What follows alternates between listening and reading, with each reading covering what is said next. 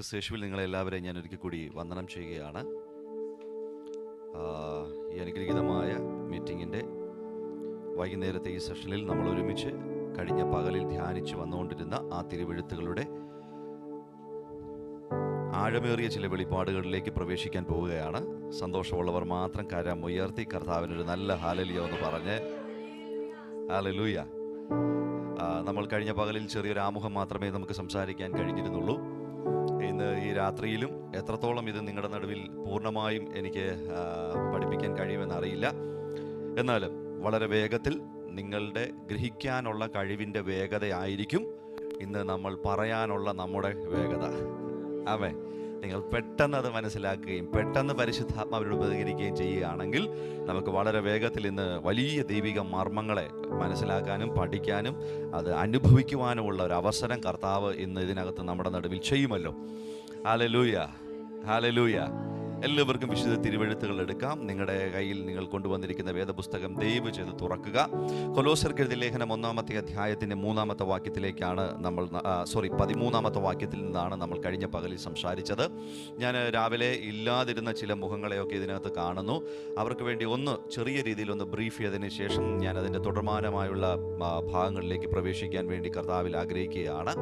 കൊലോസ്യർക്ക് എഴുതിയ ലേഖനം 1-ാം അധ്യായത്തിൻ്റെ 13-ാമത്തെ വാക്യം നമ്മെ ഒരുമിച്ച് വായിച്ച് എല്ലാവരും ഒരുമിച്ച് അധികാരത്തിൽ നിന്ന് വിടുവിച്ച് തന്റെ സ്നേഹസ്വരൂപനായ പുത്രന്റെ രാജ്യത്തിലാക്കി വെക്കുകയും ചെയ്ത പിതാവിന് സന്തോഷത്തോടെ സ്തോത്രം ചെയ്യുന്നവരാകണം എന്ന് അപേക്ഷിക്കുന്നു. നമ്മെ ഇരുട്ടിന്റെ അധികാരത്തിൽ നിന്ന് വിടുവിച്ച് തന്റെ സ്നേഹസ്വരൂപനായ പുത്രന്റെ രാജ്യത്തിലാക്കി വയ്ക്കുകയും ചെയ്ത പിതാവിന് സന്തോഷത്തോടെ സ്തോത്രം ചെയ്യുന്നവരാകണം എന്നും അപേക്ഷിക്കുന്നു.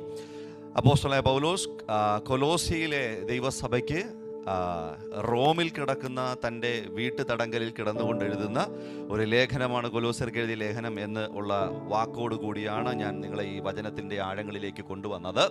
അവിടെ ഞാൻ ഇങ്ങനെ നിങ്ങളോട് പറഞ്ഞു, ഇത് പിതാവായ ദൈവം ചെയ്തു തീർത്ത ഒരു പ്രവൃത്തിയെ അനുസ്മരിച്ചുകൊണ്ട് പൗലോസ് അപ്പോസ്തലൻ നടത്തുന്ന ഒരു പ്രാർത്ഥനയിലെ ഒരു വാചകമാണ്. ഓർക്കുന്നവർ മാത്രം കർത്താവിന് നന്ദി പറഞ്ഞേ.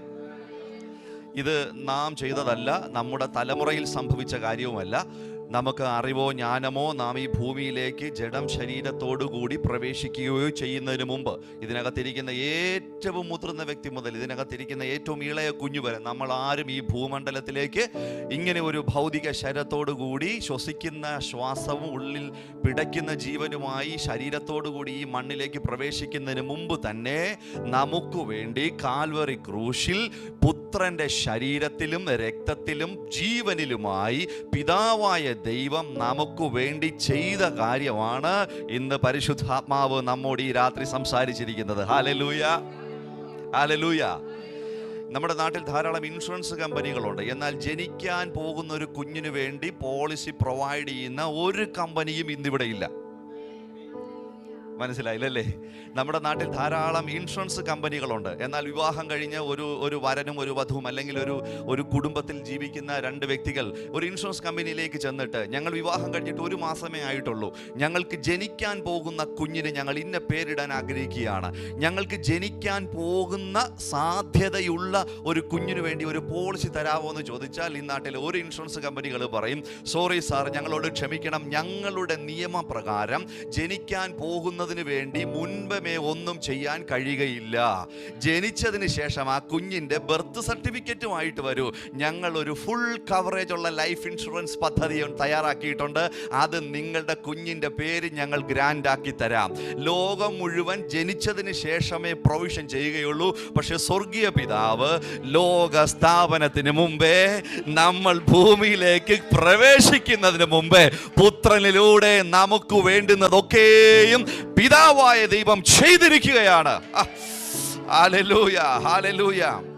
അത്രയ്ക്കും ഉറപ്പുള്ള, അത്രയ്ക്കും അഷ്യൂർ ആയിട്ടുള്ള, അത്രയ്ക്കും ദൃഢനിശ്ചയമുള്ള ഒരു കാര്യമാണ്, ഒരു ദൈവിക മർമ്മമാണ് ഇവിടെ പൗലോസ് അപ്പോസ്തലൻ സഭയെ അറിയണമെന്നുള്ള ആഗ്രഹത്തിൽ പ്രാർത്ഥിക്കുകയും അവരോട് സംസാരിക്കുകയും ചെയ്യുന്നത്. ഇത് പിതാവായ ദൈവം നമുക്ക് വേണ്ടി ചെയ്തിരിക്കുന്ന ഒരു കാര്യപ്രവൃത്തിയാണ് എന്ന് പകൽ ഞാൻ സൂചിപ്പിച്ചു. ഇനി എന്താണ് ഇരുട്ടിൻ്റെ അധികാരമെന്ന് ഞാൻ ഒരല്പമായി വിശദീകരിച്ചിരുന്നു.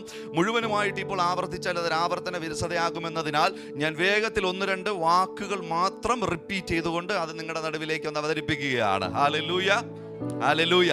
അനാദി കാലത്തിന് മുമ്പ്, ഈ പ്രപഞ്ചത്തിന് അടിസ്ഥാനം ഇടുന്നതിന് മുമ്പ്, സ്വർഗീയ മണ്ഡലങ്ങളിലെ ദൂതന്മാരുടെ സമൂഹത്തിന്റെ നടുവിൽ നിന്ന് ദൈവസിംഹാസനത്തിൽ ഇരുന്നരുളണമെന്നും എനിക്ക് സ്വന്തമായ ഒരു രാജ്യം സ്ഥാപിക്കണമെന്നുള്ളൊരു വ്യാമോഹത്തിന്റെ പ്രതി ലൂസിഫറും അവന്റെ കൂട്ടാളികളായി നിൽക്കുന്ന ഒരു കൂട്ടം ശക്തിയുള്ള ദൂതന്മാരും ദൈവത്തിന്റെ രാജ്യത്തിൽ നിന്നും വെളിച്ചത്തിൽ നിന്നും നിഷ്കാസനം ചെയ്യപ്പെടുന്നു.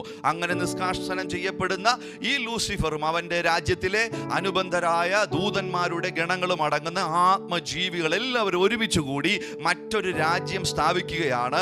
ആ രാജ്യത്തിന് തിരുവെഴുത്ത് വിളിക്കുന്ന പേരാണ് ഇരുട്ടിന്റെ രാജ്യം, അല്ലെങ്കിൽ ഇരുള്, അന്ധകാരത്തിന്റെ അധികാരം, വാഴ്ചകൾ, അധികാരങ്ങൾ എന്നിങ്ങനെയുള്ള പല പേരുകളിലായിട്ട് പുതിയ നിയമത്തിൽ അല്ലെങ്കിൽ തിരുവെഴുത്തിനകത്ത് ഇരുട്ടിന്റെ രാജ്യത്തെ പരിശുദ്ധാത്മാവ് നമുക്ക് തെളിയിച്ചു തന്നിരിക്കുകയാണ്. Hallelujah, hallelujah. അങ്ങനെ ഇരുട്ടിന്റെ രാജ്യം ഒരിടത്ത് പ്രബലമായി നിൽക്കുമ്പോൾ തന്നെ ദൈവത്തിന്റെ സിംഹാസനവും അവന്റെ വലത്തുഭാഗത്ത് പുത്രനും അവനോടൊപ്പം സഞ്ചരിക്കുന്ന പരിശുദ്ധയാത്മാവും അവനെ ആരാധിക്കുന്ന അവന്റെ തേജസ്സിനെ മറച്ചു പിടിക്കുന്ന ഒട്ടനവധി കെരൂബുകളും സറാഫുകളും അടങ്ങുന്ന വെളിച്ചത്തിന്റെ മറ്റൊരു രാജ്യവും ആത്മലോകത്തിൽ സജീവമാണ്. അതും പ്രവർത്തിച്ചുകൊണ്ടിരിക്കുന്നു. ഇങ്ങനെ രണ്ട് രാജ്യങ്ങൾ ഒരുപോലെ പ്രവർത്തിച്ചുകൊണ്ടിരിക്കുന്ന ആ ഒരു കാലഘട്ടത്തിലാണ് പിതാവായ ദൈവം പുത്രൻ എന്ന് പറയുന്ന മാസ്റ്റർ പ്ലാൻ വെച്ചുകൊണ്ട്, ബ്ലൂ പ്രിന്റ് വെച്ചുകൊണ്ട് ആദാമിനെയും ഈ ഭൂമിയെയും മെനഞ്ഞുണ്ടാക്കുന്നത്. Hallelujah, hallelujah. ദൈവം ഇത്തരത്തിലൊരു വലിയ കാര്യപരിപാടിയിലേക്ക് പ്രവേശിച്ചിരിക്കുന്നു എന്ന് മനസ്സിലാക്കിയ ഇരുട്ടും അവരുടെ ആധിപത്യങ്ങളും അവന്റെ ശക്തികളും എല്ലാവരും കൂടി ചേർന്ന് അങ്ങനെയെങ്കിലും ഈ ഭൂമിയിലേക്ക് പ്രവേശിക്കണമെന്ന് ഉള്ള വ്യാമോഹത്താൽ ഉൽപ്പത്തി പുസ്തകം 3-ാം അധ്യായത്തിൽ ഹവ്വയുടെ അടുക്കിലേക്ക് വരികയും ഹവ്വയെ കൗശലത്തിൽ ചാക്കിലാക്കി, കൗശലത്തിൽ അവളെ കൊണ്ട് ദൈവത്തിന്റെ കൽപ്പനകളെ ലംഘിപ്പിച്ച് അവളെ കൊണ്ട് പാപം ചെയ്യുകയും അങ്ങനെ ഏക മനുഷ്യന്റെ അനുസരണക്കേടിനാൽ പാപവും മരണവും ഇരുട്ടിന്റെ രാജ്യവും ലൂസിഫറും ഈ ഭൗതിക ലോകത്തിലേക്ക് പ്രവേശിച്ചു എന്നും ഞാൻ കഴിഞ്ഞ പകലിൽ നിങ്ങളെ പഠിപ്പിച്ചു. ഓർക്കുന്നവർ മാത്രം കർത്താവിന് നന്ദി പറഞ്ഞേ. അതുകൊണ്ട് ഇപ്പോഴും അവൻ നമ്മുടെ നടുവിലുണ്ട്, അവൻ ഈ ഭൂമിയിലുണ്ട്, അവൻ അവൻ്റെ കൂടെയുള്ള ആൾക്കാരുടെ മേലെല്ലാം അവൻ തൻ്റെ ആധിപത്യവും അടിമത്വവും ഇന്നും നടത്തിക്കൊണ്ടിരിക്കുകയാണ്. ഹല്ലേലൂയ. അതുകൊണ്ട് ഈ ഭൂമിയിൽ ജനിച്ചു വീഴുന്ന ആദാമ്യ വർഗത്തിൽ നിന്ന് ജനിച്ചു വീഴുന്ന എല്ലാ വ്യക്തികളുടെ ഉള്ളിലും അവൻ്റെ ചേതനകളുണ്ട്, അവൻ്റെ വാസനകളുണ്ട്. പാപം ചെയ്യാനുള്ള വലിയ ത്വരയും പ്രവണതയും അതിനോടുള്ള വലിയ മോഹവും ജനിക്കുന്ന എല്ലാവരുടെ മേലും അവൻ ഇട്ടിട്ടുണ്ട്. അതുകൊണ്ട് തന്നെ നമുക്ക് നിസ്സംശയം പറയാം, ഈ ഭൂമിയിൽ ജനിക്കുന്ന എല്ലാ കുഞ്ഞുങ്ങളും ഇരുട്ടിൻ്റെ അധികാരത്തിൻ്റെ കീഴിലും പിശാചിൻ്റെ അടിമകളുമായിട്ടാണ് ഈ ഭൂമിയിലേക്ക് ജനിക്കുന്നത് എന്ന് നമുക്ക് നിസ്സംശയം പറയാം. അങ്ങനെ ഇരുട്ട് മറഞ്ഞിരുന്നു കൊണ്ട് മനുഷ്യരുടെ നടുവിൽ പ്രവർത്തിച്ചുകൊണ്ടിരിക്കുന്ന ഒരു കാലഘട്ടത്തിലേക്കാണ് അവനിൽ നിന്നില്ലാത്ത എന്ന് പറഞ്ഞാൽ ആദാമിൽ നിന്നില്ലാത്ത, ആദാമിൻ്റെ DNA-യിൽ ഉൾപ്പെടാത്ത, ആദാമിൻ്റെ ജനിതക പാരമ്പര്യത്തിനകത്തില്ലാത്ത മറ്റൊരു DNA-യുമായിട്ട്, മറ്റൊരു ശരീരവുമായിട്ട് പുത്രൻ ഈ ഭൂമിയിലേക്ക് വരികയാണ്. കാരണം അടിമകളുടെ ചങ്ങലക്കകത്ത് നിന്നും ജനിച്ചു വീഴുന്ന മറ്റൊരടിമയ്ക്ക് അടിമത്വത്തെ വിമോചിക്കാൻ കഴിയാത്തത് കൊണ്ട് അടിമത്വമില്ലാത്ത മറ്റൊരു ശരീരത്തോടുകൂടി പുത്രൻ നമുക്ക് വേണ്ടി ഭൂമിയിലേക്ക് പ്രവേശിച്ചു. ഹല്ലേലൂയ. അവൻ്റെ ഇൻകാർണേഷനായിട്ട് ഞങ്ങൾ ഒരുമിച്ച് നന്ദി പറയുകയാണ്. അവൻ ജഡം ധരിച്ചത് കൊണ്ടാണ് നമുക്ക് ജഡത്തിൽ അനുഭവിക്കാൻ കഴിയുന്ന വിടുതലുകൾ സാധ്യമായത്. അവൻ ജഡത്തിൽ വെളിപ്പെട്ടത് കൊണ്ടാണ് ജഡത്തിൽ നിന്ന് നമ്മുടെ മരണത്തെ അവൻ മാറ്റിക്കളഞ്ഞത്.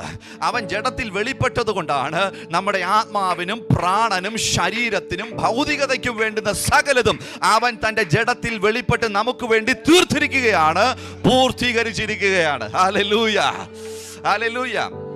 അങ്ങനെ ദൈവത്തിൻ്റെ ഏകജാതനായ പുത്രൻ, ജീവനായിരുന്നവൻ, നിത്യത മുതൽ അവനോടൊപ്പം ഉണ്ടായിരുന്നവൻ. ഇനി യോഹന്നാന്റെ സുവിശേഷത്തിൽ നിന്ന് 1-2 വെളിപ്പാടുകൾ ചേർത്ത് പഠിക്കുകയാണെന്നുണ്ടെങ്കിൽ ദൈവത്തിൻ്റെ വെളിച്ചമായിരുന്നവൻ, വചനമായിരുന്നവൻ. എത്ര വിശേഷണങ്ങൾ നമുക്ക് വേദപുസ്തകത്തിനകത്ത് പുത്രൻ്റെ പേരിൽ ചാർത്തി കൊടുത്തിട്ടുണ്ടെന്ന് നമുക്ക് എണ്ണി തിട്ടപ്പെടുത്താൻ കഴിയാത്തതുപോലെ കർത്താവ് യേശു എത്രമാത്രം അതുല്യനാണ് എന്ന് വിശദീകരിച്ചിരിക്കുകയാണ്. അങ്ങനെ ജീവനായിരുന്ന, ഏകജാതനായിരുന്ന, ആദ്യജാതനായിരുന്ന, വചനമായിരുന്ന, വെളിച്ചമായിരുന്ന സകലത്തിനെയും നിലനിൽപ്പായിരുന്ന ആ പുത്രൻ തന്നെയാണ്. ദൈവത്തോടുള്ള സമത്വം എനിക്ക് വേണ്ട, ഞാൻ ആ സിംഹാസനത്തോട് ചേർന്ന് നിൽക്കാൻ ആഗ്രഹിക്കുന്നില്ല. വീണുപോയ ആദാമിൻ്റെ ശരീര പ്രകൃതിക്ക് സാദൃശ്യമായ മറ്റൊരു ശരീരത്തോടു കൂടി ഞാൻ ഭൂമിയിലേക്ക് പോകാൻ തയ്യാറാണ് എന്നും, വെളിച്ചത്തിൻ്റെ രാജ്യത്തിൻ്റെ വക്താവായി അത് പ്രസംഗിക്കാൻ ഞാൻ ഇരുട്ടിൻ്റെ അടിമകൾ വസിക്കുന്ന ഈ ഭൂമിയിലേക്ക് പോകാൻ തയ്യാറാണ് എന്ന് പറഞ്ഞുകൊണ്ട് അവൻ നമുക്ക് വേണ്ടി ജഡാവതാരം ധരിച്ച് ഭൂമിയിലേക്ക് ഇറങ്ങി വരികയാണ്. Hallelujah, hallelujah. ഇന്ന് നാം അനുഭവിക്കുന്നതും നാം ജനിക്കുന്നതിന് മുമ്പ് നമ്മുടെ പിതാക്കന്മാർ അനുഭവിച്ചുകൊണ്ടിരുന്നതും നാം മരണപ്പെട്ട് കഴിഞ്ഞാൽ നമ്മുടെ തലമുറ അനുഭവിക്കാൻ പോകുന്നതുമായ സകല നന്മകളും അവൻ്റെ ജഡാവതാരത്തിൽ നിന്ന് നമുക്ക് കിട്ടിയിരിക്കുന്നതാണ്. ഓ ഹല്ലേലൂയ, ഹല്ലേലൂയ, ഹല്ലേലൂയ. അവൻ ജനിച്ചത് കൊണ്ടാണ് നമുക്ക് ഈ സകല അനുഭവങ്ങളും ഉണ്ടായത്. അവൻ ജനിച്ചത് കൊണ്ടാണ് ഈ സഭ ഉണ്ടായത്. അവൻ ജനിച്ചത് കൊണ്ടാണ് നിങ്ങളുടെ അടിമത്വം മാറിയത്. അവൻ ജനിച്ചത് കൊണ്ടാണ് നിങ്ങളുടെ മേൽ നിന്ന് ചില പേരുകൾ അവൻ വെട്ടിമാറ്റിയത്. അവൻ ജനിച്ചത് കൊണ്ടാണ് നിങ്ങളുടെ മേൽ കിടന്ന നുകങ്ങളെ അവൻ എടുത്തു മാറ്റിയത്. അവൻ്റെ ജനനത്താലാണ് ഇന്ന് കഴിഞ്ഞ തലമുറയിലും ഈ തലമുറയിലും വരാൻ പോകുന്ന തലമുറകളിലും ഉള്ള സകല ആത്മീയ അനുഗ്രഹങ്ങളും മാനവജാതി അനുഭവിക്കുന്നത്. അങ്ങനെ അവൻ ജഡത്തിൽ വെളിപ്പെട്ടു. ജഡത്തിൽ വെളിപ്പെട്ടവൻ വന്ന് ദൈവരാജ്യം പ്രസംഗിക്കാൻ തുടങ്ങി. എന്ത് പ്രസംഗിക്കാൻ തുടങ്ങി?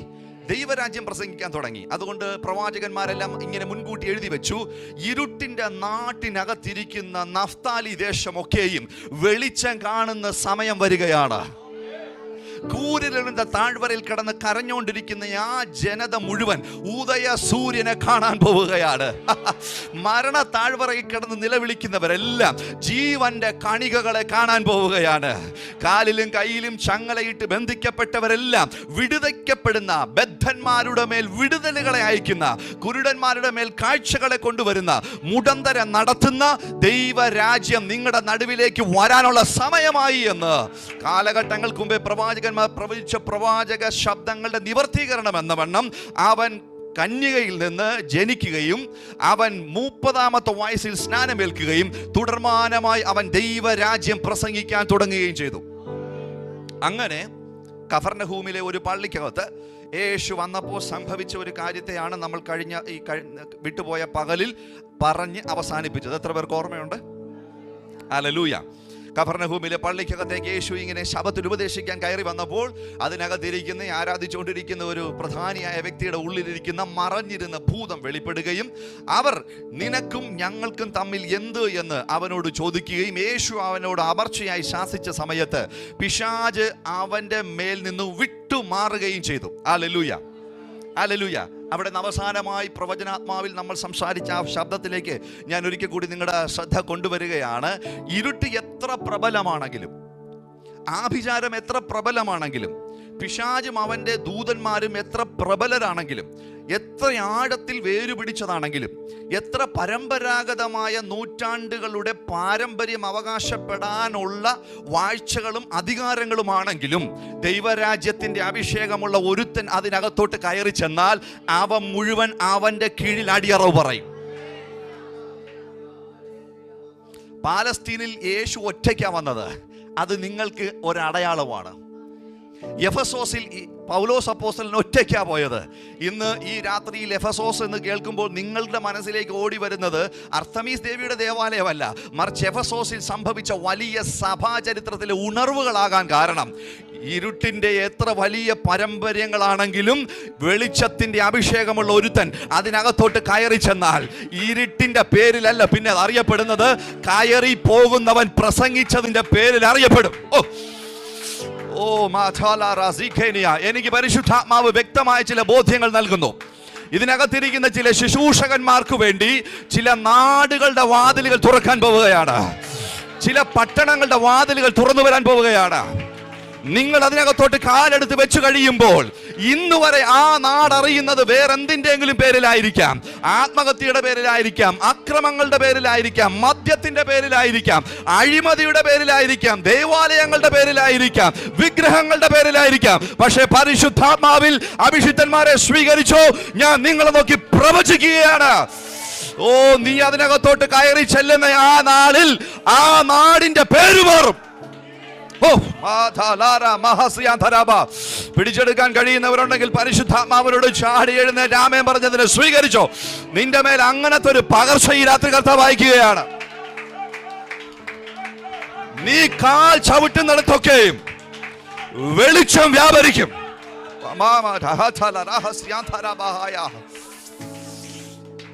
ചില പട്ടണങ്ങളുടെ പേരുകളെ മാറ്റി എഴുതാനാണ് കർത്താവ് ഇതിനകത്ത് ചില ശുശ്രൂഷകന്മാരെ ഇരുത്തിയിരിക്കുന്നത്. അഭിഷേകത്തിനെ ഞാൻ നിങ്ങളെ നോക്കി ആത്മാവ് എന്നോട് ഒരു പ്രവചനാത്മാവ് പ്രവചിക്കാൻ പറയുന്നു. തൃശ്ശൂരിന്റെ പേര് മാറിയിട്ട് അത് നിങ്ങളുടെ സഭയുടെ പേരിൽ അറിയപ്പെടട്ടെ. അങ്ങനെ ഒരു സ്പെഷ്യൽ നിയോഗം കർത്താവ് ഈ അഭിഷേകത്തിന് ഹൃദയത്തിനകത്ത് ഇടുകയാണ്. നിങ്ങളുടെ മേൽ കർത്താവ് അങ്ങനെ ഒരു പകർച്ച അയക്കുകയാണ്.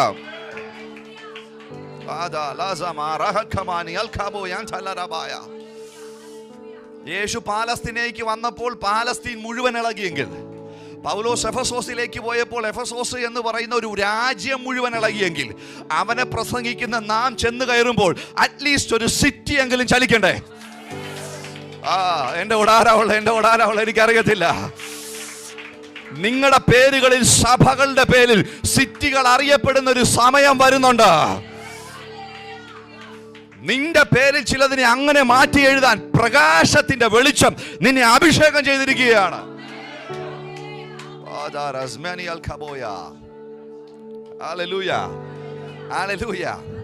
യേശു ഒറ്റയ്ക്ക് പാലസ്തീനിലേക്ക് വന്ന് താൻ ദൈവരാജ്യം പ്രസംഗിക്കാൻ തുടങ്ങി.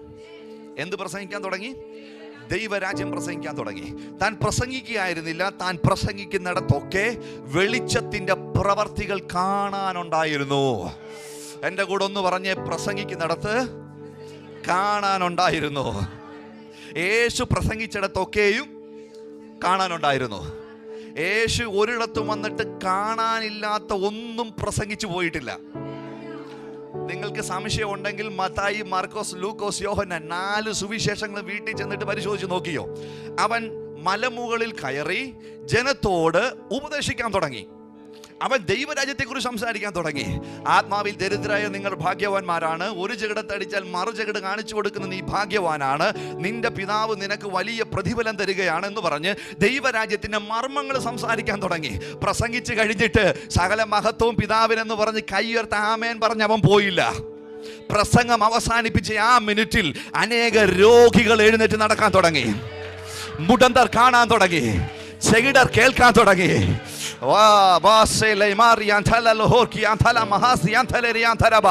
ശരീരത്തിനകത്ത് നിന്ന് ഭൂതങ്ങൾ വെളിയിൽ പോകാൻ തുടങ്ങി. ഇത് യേശുവിന്റെ മിടുക്കല്ല. യേശുവിന്റെ മിടുക്കാണെങ്കിൽ യേശു പ്രസംഗിച്ചപ്പോൾ മാത്രമേ നടക്കത്തുള്ളായിരുന്നു. ഇതേ മെസ്സേജ്, ഇതേ സന്ദേശം തന്നെ പത്രോസ് പ്രസംഗിച്ചിടത്തും ഇതെല്ലാം സംഭവിച്ചു. ഇതേ പ്രസംഗം, ഇതേ ദൈവരാജ്യം പൗലോസ് പ്രസംഗിച്ചിടത്തും ഇതെല്ലാം സംഭവിച്ചു. ഇതേ ദൈവരാജ്യം ഡെറിക് പ്രിൻസ് പ്രസംഗിച്ചപ്പോഴും ഇതെല്ലാം സംഭവിച്ചു.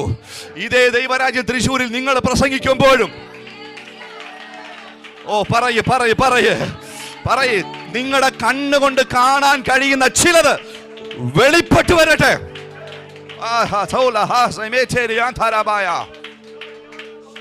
ഞാൻ ഈ സഭയോട് പ്രവചനാത്മാവിൽ ഒരു ദൂത് പറയാം. നിങ്ങളുടെ ഇതിനകത്ത് സംഭവിക്കുന്ന മിറക്കിളുകൾ എത്ര ടെസ്റ്റിമണി ഷൂട്ട് ചെയ്തിട്ടാലും തീർന്നു പോകാത്തൊരളവിൽ കർത്താവ് അത്ഭുതങ്ങളാലും അടയാളങ്ങളാലും ഈ സഭയുടെ പരിധി പൊട്ടിക്കുമെന്ന് ഞാൻ ആത്മാവിൽ പ്രവചിക്കുകയാണ്. സഭ ഒരുമിച്ചത് സ്വീകരിക്കുക.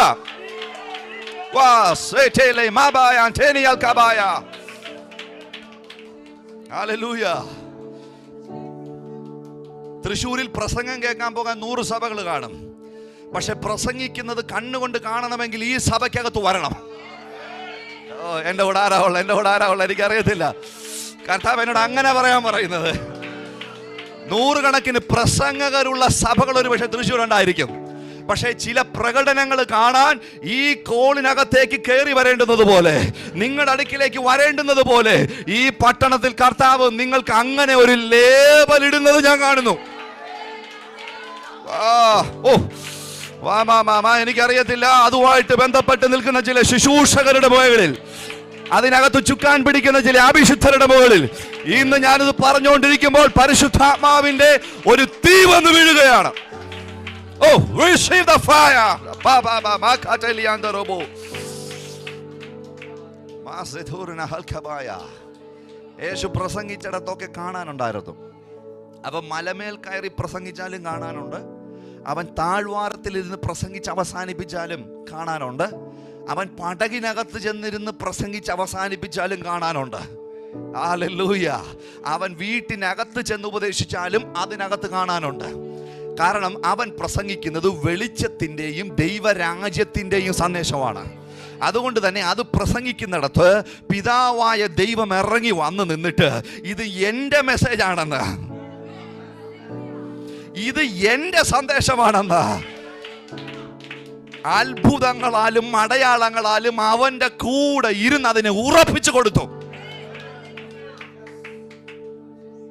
Hallelujah, hallelujah. അവൻ പ്രസംഗിക്കുന്നിടത്തൊക്കെ ഇങ്ങനെയുള്ള വിടുതലുകളും ദൈവപ്രവൃത്തികളും സംഭവിക്കാൻ തുടങ്ങി.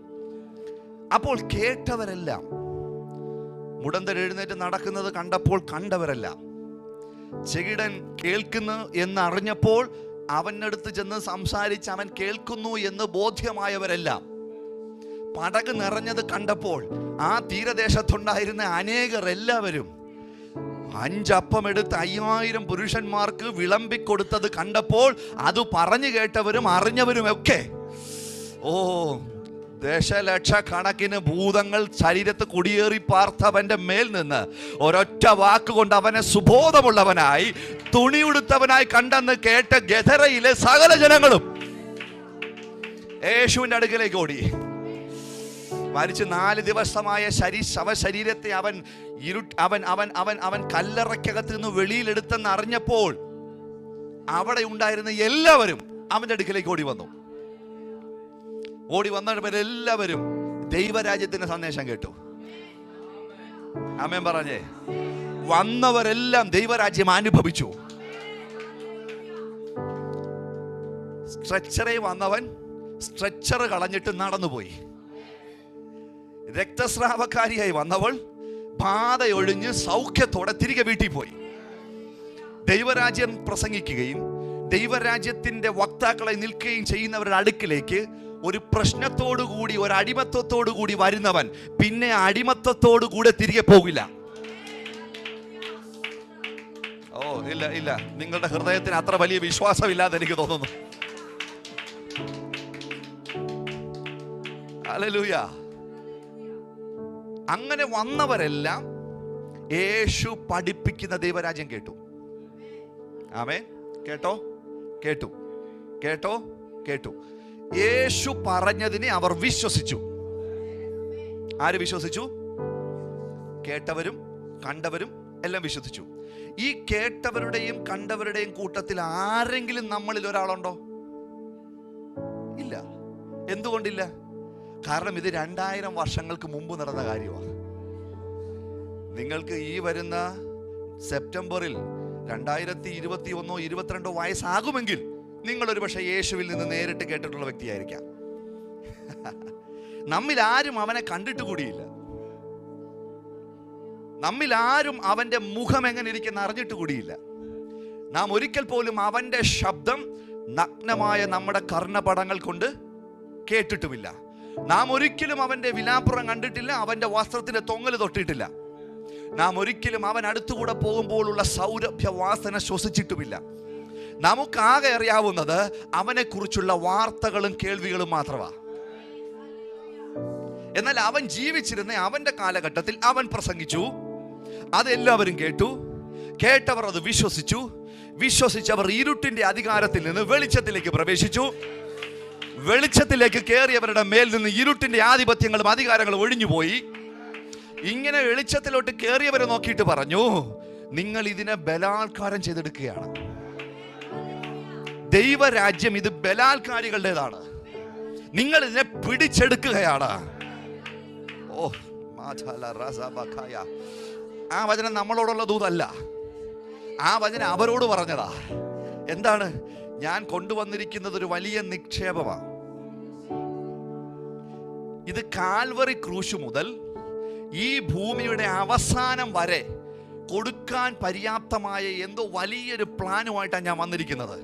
പക്ഷെ ക്രൂശിന് മുമ്പേ തന്നെ നിങ്ങളിത് എൻ്റെ കയ്യിൽ നിന്ന് അപഹരിച്ചെടുക്കുകയാണ്. മനസ്സിലാകുന്നില്ല? യേശു പ്രസംഗിക്കാൻ വന്ന ദൈവരാജ്യം അവൻ പ്രസംഗിച്ചുകൊണ്ടിരിക്കുമ്പോൾ വിശ്വസിക്കുന്നവരുടെ വലിയ കൂട്ടം അവൻ്റെ കൂടെ ചേർന്ന് നിൽക്കുകയാണ്. അത് വിശ്വസിക്കുന്നവരെല്ലാം ഇരുട്ടിൽ നിന്ന് സ്വതന്ത്രമാകുകയാണ്. ആ ഇരുട്ടിൽ നിന്ന് വെളിച്ചത്തിലേക്ക് കയറുന്നവരെ നോക്കിയിട്ട് യേശു പറഞ്ഞു, ഇവർ ബലാത്കാരേണ ദൈവരാജ്യത്തിൽ കയറുകയാണ്. ഇവർ അതിനെ വിശ്വാസത്താൽ ഇപ്പോൾ തന്നെ പിടിച്ചെടുക്കുകയാണ്. എന്നാൽ ഇനി ഒരു സമയം വരുന്നുണ്ട്, ബലവാനെ ഞാൻ പിടിച്ചു കെട്ടാൻ പോകുന്നുണ്ട്. ആ രാജ്യത്തിന്റെ നേതാവിന്റെ സിംഹാസനത്തെ ഞാൻ ഉടച്ചു കളയാൻ പോകുന്നുണ്ട്.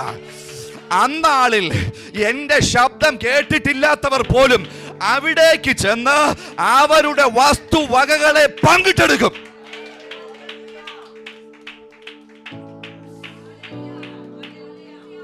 Hallelujah, hallelujah, hallelujah. നമ്മൾ ആരും യേശുവിനെ കേട്ടിട്ടില്ല. കേട്ടവരുണ്ടോ? നമ്മൾ ആരും യേശുവിനെ കണ്ടിട്ടില്ല. കണ്ടവരുണ്ടോ? നമ്മൾ ആരും അവനെ തൊട്ടിട്ടില്ല. തൊട്ടവരുണ്ടോ? ഇല്ല. അപ്പോ കർത്താവിന്റെ വായിൽ നിന്ന് വന്ന ഈ ദൈവരാജ്യത്തിന്റെ സന്ദേശം അല്ലെങ്കിൽ ഈ ദൈവരാജ്യത്തിന്റെ മെസ്സേജ് ആ തലമുറയിൽ അവിടെയുള്ള കാണുകയും കേൾക്കുകയും ചെയ്യുന്നവർക്ക് മാത്രം വേണ്ടിയുള്ളതാണോ? പറഞ്ഞേ, അല്ല. ഈവൻ ഇത് വന്നിരിക്കുന്നത് ഏക മനുഷ്യന്റെ അനുസരണക്കേടിനാൽ സംഭവിച്ച സകലതും തന്നിലൂടെ പരിഹരിക്കേണ്ടതിന് വേണ്ടി എല്ലാവർക്കും വേണ്ടി ചെയ്യാനൊരു മാസ്റ്റർ പ്ലാനുമായിട്ടാണ് കർത്താവ് വന്നിരിക്കുന്നത്. അതിനകത്ത് ഞാനും ഉണ്ട്, നമ്മുടെ പിതാക്കന്മാരും ഉണ്ടായിരുന്നു, ഇനി നമ്മുടെ വരും തലമുറകളും ഉണ്ട്. ഹല്ലേലൂയ. ഇനി അവർക്ക് മക്കൾ ഉണ്ടാകുമെങ്കിൽ അവർക്കും വേണ്ടുന്നത് ഉൾപ്പെടുന്ന ഒരു വലിയ പാക്കേജാണ് കർത്താവ് ക്രൂശിൽ നമുക്ക് വേണ്ടി ചെയ്തിരിക്കുന്നത്. ആകയാൽ അന്നാളിൽ ആ തലമുറയിൽ അവനെ നേരിട്ട് കണ്ട് കേട്ടവർ അല്ലാതെ തന്നെ സകലരും ഇത് അനുഭവിക്കണമെന്ന് പിതാവിന് ഇഷ്ടം തോന്നി. സകലരും ഇതിനകത്തോട്ട് കയറണമെന്ന് ദൈവത്തിനൊരു മാസ്റ്റർ പ്ലാൻ തോന്നി. അതുകൊണ്ട് ദൈവം യേശു ഈ ഭൂമിയിൽ നിന്ന് മാറ്റപ്പെട്ടാലും, ശ്രദ്ധിച്ച് കേട്ടോണം, യേശുവിൻ്റെ ഭൗതിക ശരീരം ഈ ഭൂമിയിൽ നിന്ന് നീക്കം ചെയ്യപ്പെട്ടാലും, അവനെ ഇപ്പോൾ കണ്ടും കേട്ടും സാക്ഷ്യം പറഞ്ഞുകൊണ്ടിരിക്കുന്ന അപ്പോസ്തലന്മാർ വരെ മരിച്ചാലും, ഈ സന്ദേശത്തിന് അല്ലെങ്കിൽ ഈ സത്യത്തിന് സാക്ഷ്യം നിൽക്കാൻ ഒരാൾ പോലും ഇല്ലാതെ ഈ ഭൂമിയിൽ നിന്ന് സകലരും ശരീരത്തിൽ നിന്ന് മാറ്റപ്പെട്ടാലും, വരാൻ പോകുന്ന തലമുറകളിലേക്ക് ആ സന്ദേശം എത്തേണ്ടതിന് നിത്യമായൊരു വാതിൽ അവൻ പുത്രനിലൂടെ തുറന്നിട്ടു. Hallelujah, hallelujah. ആകയാൽ സുവിശേഷത്തിൽ നാം വിശ്വസിക്കുമ്പോൾ നാം വിശ്വസിക്കുന്നത് നാം കേട്ട് പരിചയിച്ചു വന്ന ഏതെങ്കിലും പരമ്പരാഗതമായ ഒരു ഉപദേശത്തെ അല്ല, പിതാവായ ദൈവം രക്ഷയ്ക്കായി തുറന്നിട്ടിരിക്കുന്ന വാതിലിലേക്കാണ് നാം കയറുന്നത്. ആകയാൽ നാം ഇപ്പോൾ പ്രവേശിച്ചിരിക്കുന്നത് സുവിശേഷം എന്ന് പറയുന്ന ഒരു ആശയത്തിനകത്തല്ല, പിതാവ് പുത്രനിലൂടെ നമുക്ക് വേണ്ടി തുറന്നിട്ടിരിക്കുന്ന ഒരു വാതിലിനകത്തേക്കാണ് നാം പ്രവേശിച്ചിരിക്കുന്നത്. Hallelujah, hallelujah. അങ്ങനെ വരും കാലങ്ങളിലുള്ള തലമുറകൾക്ക് വരെ ഈ ഇരുട്ടിൽ നിന്ന് വെളിച്ചത്തിലേക്ക് കയറി വരണമെങ്കിൽ ഒരിക്കലും അടയാത്തൊരു വാതിൽ പുത്രനിലൂടെ പിതാവിന് തുറക്കേണ്ടത് ആവശ്യമായി വന്നു. അതിന് അവൻ എന്താ ചെയ്തതെന്നറിയാമോ? അതിന് പിതാവായ ദൈവം എന്താ ചെയ്തതെന്നറിയാമോ? ഒരു വചനം ഞാൻ വേഗത്തിൽ നിങ്ങളെ എടുത്ത് കാണിക്കുകയാണ്. 2 കൊരിന്ത്യർക്ക് എഴുതിയ ലേഖനം 5-ാമത്തെ അധ്യായത്തിന് 21-ാമത്തെ വാക്യം. 2 കൊരിന്ത്യർ 5:21.